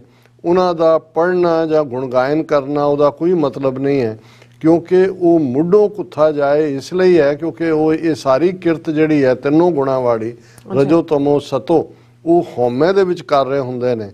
ਤੇ ਜਿਹੜਾ ਇਹਨਾਂ 3 ਤੋਂ ਨਿਕਲ ਕੇ ਚੌਥੇ ਪਦ ਚ ਆਣਾ, ਜਿਹਨੂੰ ਸਹਿਜ ਅਵਸਥਾ ਕਹਿੰਦੇ ਨੇ, ਇਹ ਸਿਰਫ ਗੁਰਮੁਖ ਨੂੰ ਹੀ ਮਿਲਦੀ ਹੈ। ਗੁਰਮੁਖ ਪੱਲੇ ਪਾਏ। ਨਿਰਗੁਣ ਨਾਮ ਨਿਧਾਨ ਹੈ, ਸਹਿਜੇ ਸੋਝੀ ਹੋਏ। ਗੁਣਵੰਤੀ ਸਲਾਹਿਆ, ਸੱਚੇ ਸੱਚੀ ਸੋਏ। ਭੁੱਲਿਆਂ ਸਹਿਜ ਮਿਲਾਏ ਸੀ, ਸ਼ਬਦ ਮਿਲਾਵਾ ਹੋਏ। ਕਿ ਉਹ ਵਾਹਿਗੁਰੂ ਨਾਮ ਦਾ ਖਜ਼ਾਨਾ ਹੈ, ਉਹ ਸਹਿਜ ਦੀ ਸੋਝੀ ਦੇਣ ਵਾਲਾ ਹੈ। ਉਹ ਗੁਣਾਂ ਦਾ ਖਜ਼ਾਨਾ, ਉਸ ਦੀ ਸਿਫਤ ਸਲਾਹ ਦੇ ਨਾਲ, ਉਸ ਦੀ ਸੱਚੀ ਜਿਹੜੀ ਹੈ ਆਵਾਜ਼ ਚੋਂ ਹੀ ਤੁਸੀਂ ਉਸ ਸੱਚ ਨੂੰ ਜਾਣਦੇ ਹੋ। ਜਿਹੜੇ ਭੁੱਲੇ ਹੋਏ ਲੋਕ ਨੇ ਸਹਿਜ ਅਵਸਥਾ ਚ ਆਉਂਦੇ ਆ, ਸ਼ਬਦ ਦੇ ਰਾਹੀਂ ਉਹ ਰੱਬ ਦੇ ਨਾਲ ਕੁਰਬਤ ਹਾਸਿਲ ਕਰਦੇ ਨੇ, ਮਿਲਾਪ ਹਾਸਿਲ ਕਰਦੇ ਨੇ। ਬਿਨ ਸਹਿਜੈ ਸਭ ਅੰਧ ਹੈ, ਮਾਇਆ ਮੋਹ ਗੁਬਾਰ। ਸਹਿਜੇ ਹੀ ਸੋਝੀ ਪਈ, ਸੱਚਾ ਸ਼ਬਦ ਅਪਾਰ। ਆਪੇ ਬਖਸ਼ ਮਿਲਾਇਨ, ਪੂਰੇ ਗੁਰ ਕਰਤਾਰ। ਕਿ ਉਸ ਸਹਿਜ ਅਵਸਥਾ ਚ ਆਏ ਬਿਨਾਂ ਇਵੇਂ ਹੀ ਹੈ ਕਿ ਜਿਵੇਂ ਅਸੀਂ ਹਨੇਰੇ ਦੇ ਵਿੱਚ, ਮਾਇਆ ਦੇ ਗੁਬਾਰ, ਧੁੰਦ ਦੇ ਵਿੱਚ ਆਪਣਾ ਜੀਵਨ ਜਿਉ ਰਹੇ। ਸਹਿਜ ਦੇ ਵਿੱਚ ਹੀ ਸਾਨੂੰ ਸੋਝੀ ਮਿਲਦੀ ਹੈ, ਔਰ ਸੱਚ ਔਰ ਸ਼ਬਦ ਦੇ ਨਾਲ ਜਿਹੜਾ ਅਪਾਰ ਹੈ, ਜਿਸ ਦਾ ਕੋਈ ਪਾਰਾਵਾਰ ਨਹੀਂ, ਸਾਡਾ ਮੇਲ ਹੁੰਦਾ ਹੈ। ਉਹ ਸਤਿਗੁਰੂ ਅਕਾਲ ਪੁਰਖ ਆਪੇ ਬਖਸ਼ ਮਿਲਾਇਨ, ਪੂਰੇ ਗੁਰ ਕਰਤਾਰ। ਗੁਰੂ ਰਹਿਮਤ ਕਰਕੇ ਆਪਣੇ ਨਾਲ ਮਿਲਾ ਲੈਂਦੇ ਨੇ, ਸਾਰੀਆਂ ਭੁੱਲਾਂ ਬਖਸ਼ ਲੈਂਦੇ ਨੇ। ਸਹਿਜੇ ਅਦਿਸ਼ਟ ਪਛਾਣੀਐ, ਨਿਰਭਉ ਜੋਤ ਨਿਰੰਕਾਰ। ਸਭਨਾ ਜੀਆਂ ਕਾ ਇੱਕ ਦਾਤਾ, ਜੋਤੀ ਜੋਤ ਮਿਲਾਵਣ ਹਾਰ। ਪੂਰਾ ਸ਼ਬਦ ਸਲਾਈ ਹੈ, ਜਿਸ ਦਾ ਅੰਤ ਨਾ ਪਾਰਾਵਾਰ। ਕਿ ਉਸ ਸਹਿਜ ਦੇ ਵਿੱਚ ਰਹਿੰਦੇ ਆ ਉਸ ਵਾਹਿਗੁਰੂ ਨੂੰ ਅਸੀਂ ਪਛਾਣ ਸਕੀਦਾ, ਜਿਹੜਾ ਅਦ੍ਰਿਸ਼ਟ ਹੈ, ਅਦਰਵਾਈਜ਼ ਉਹ ਨਜ਼ਰ ਨਹੀਂ ਆਉਂਦਾ। ਉਹ ਨਿਰਭਉ ਹੈ, ਨਿਰੰਕਾਰੀ ਜੋਤ ਹੈ। ਉਹ ਸਾਰਿਆਂ ਜੀਆਂ ਦਾ ਇੱਕੋ ਇੱਕ ਦਾਤਾ ਹੈ। ਸਭਨਾ ਜੀਆਂ ਕਾ ਇੱਕ ਦਾਤਾ, ਸੋ ਮੈਂ ਵਿਸਰ ਨਾ ਜਾਏ। ਉਹ ਜੋਤੀ ਜੋਤ ਮਿਲਾਵਣ ਹਾਰ ਹੈ। ਪੂਰੇ ਸ਼ਬਦ ਦੀ ਸਲਾਹਤਾ ਦੇ ਨਾਲ ਜਦੋਂ ਅਸੀਂ ਉਸ ਨੂੰ ਜਾਣਦੇ ਹਾਂ ਤੇ ਫਿਰ ਸਾਨੂੰ ਇਸ ਗੱਲ ਦੀ ਸਮਝ ਆਉਂਦੀ ਹੈ ਜਿਸ ਦਾ ਅੰਤ ਨਾ ਪਾਰਾਵਾਰ। ਕਿ ਉਹ ਅੰਤ ਨਾ ਸਿਫਤੀ ਕਹਿਣ, ਉਹਦਾ ਕੋਈ ਪਾਰਾਵਾਰ ਨਹੀਂ ਹੈ। ਤੇ ਅਖੀਰਲਾ 10ਵਾਂ ਪਦ ਹੈ, ਗਿਆਨੀਆਂ ਕਾ ਧਨ ਨਾਮ ਹੈ, ਸਹਿਜ ਕਰੈ ਵਾਪਾਰ। ਅੰਦਨ ਲਾਹਾ ਹਰ ਨਾਮ ਲੈਣ, ਅਖੁੱਟ ਭਰੇ ਭੰਡਾਰ।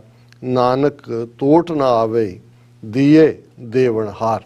ਤੀਸਰੇ ਨਾਨਕ ਪਾਤਸ਼ਾਹ ਗੁਰੂ ਅਮਰਦਾਸ ਸਾਹਿਬ ਫਰਮਾਉਂਦੇ ਨੇ ਕਿ ਜਿਹੜੇ ਗਿਆਨੀ ਨੇ, ਗਿਆਨਵਾਨ ਨੇ, ਉਹਨਾਂ ਦਾ ਧਨ ਸਿਰਫ ਤੇ ਸਿਰਫ ਨਾਮ ਹੈ। ਉਹ ਸਹਿਜ ਦੇ ਵਿੱਚ ਜਿਉਂਦੇ ਆ, ਸਹਿਜ ਵਿੱਚ ਰਹਿੰਦੇ ਆ, ਇਸ ਨਾਮ ਦਾ ਵਪਾਰ ਕਰਦੇ ਨੇ। ਦਿਨ ਰਾਤ ਉਹ ਵਾਹਿਗੁਰੂ ਦੇ ਨਾਮ ਦੀ ਬੰਦਗੀ ਕਰਦੇ ਨੇ, ਔਰ ਉਹਨਾਂ ਨੂੰ ਉਹ ਖਜ਼ਾਨਾ ਮਿਲਦਾ ਜਿਹੜਾ ਕਦੇ ਵੀ ਨਾ ਮੁੱਕਣ ਵਾਲਾ ਹੈ, ਅਖੁੱਟ ਹੈ। ਔਰ ਤੀਸਰੇ ਨਾਨਕ ਯਾਦ ਦਹਾਨੀ ਕਰਵਾਉਂਦੇ ਨੇ ਕਿ ਫਿਰ ਜਿਹਨੂੰ ਉਹ ਵਾਹਿਗੁਰੂ ਆਪ ਦਿੰਦਾ ਹੈ ਟੁੱਟ ਕੇ, ਉਸ ਨੂੰ ਕਦੇ ਕਿਸੇ ਚੀਜ਼ ਦੀ ਤੋਟ ਨਹੀਂ ਆਉਂਦੀ। ਇਹ ਅੱਜ ਦਾ ਵਿਚਾਰ ਜੀ। ਡਾਕਟਰ ਸਾਹਿਬ ਤੁਹਾਡਾ ਬਹੁਤ ਬਹੁਤ ਸ਼ੁਕਰੀਆ, ਤੁਸੀਂ ਅੱਜ ਦਾ ਇਸ਼ੂ ਤੇ ਅੱਜ ਦਾ ਵਿਚਾਰ ਸਾਡੇ ਦਰਸ਼ਕਾਂ ਨਾਲ ਸਾਂਝਾ ਕੀਤਾ। ਇਸ ਵਾਸਤੇ ਆਪਣੀ ਯੂਜ਼ ਕਰਨ ਇਜਾਜ਼ਤ। ਵਿਊਅਰਸ, ਸਾਡੇ ਪ੍ਰੋਗਰਾਮ ਦਾ ਸਮਾਂ ਇੱਥੇ ਸਮਾਪਤ ਹੁੰਦਾ। ਤੁਸੀਂ ਆਪਣੀ ਰਾਏ ਤੇ ਜਾਂ ਸਾਨੂੰ ਭੇਜਣਾ ਭੁੱਲਣਾ ਸਾਡੇ ਇਸ ਪਤੇ ਤੇ sos@tv84.tv ਤੇ ਅਸੀਂ ਆਪਣਾ ਪ੍ਰੋਗਰਾਮ ਲੈ ਕੇ ਫਿਰ ਦੁਬਾਰਾ ਤੁਹਾਡੇ ਰੂਬਰੂ ਹੋਵਾਂਗੇ। ਤਦ ਤੱਕ ਲਈ ਮੈਨੂੰ ਤੇ ਆਪਣਾ ਸੁਣਾ ਗਿਆ ਦੋ ਦੇਖਦੇ ਰਹੋ TV84। ਲਾ ਦਿਓ ਫਤਿਹ। ਵਾਹਿਗੁਰੂ ਜੀ ਕਾ ਖਾਲਸਾ, ਵਾਹਿਗੁਰੂ ਜੀ ਕੀ ਫਤਿਹ। ਰੱਬ ਰੱਖਾ।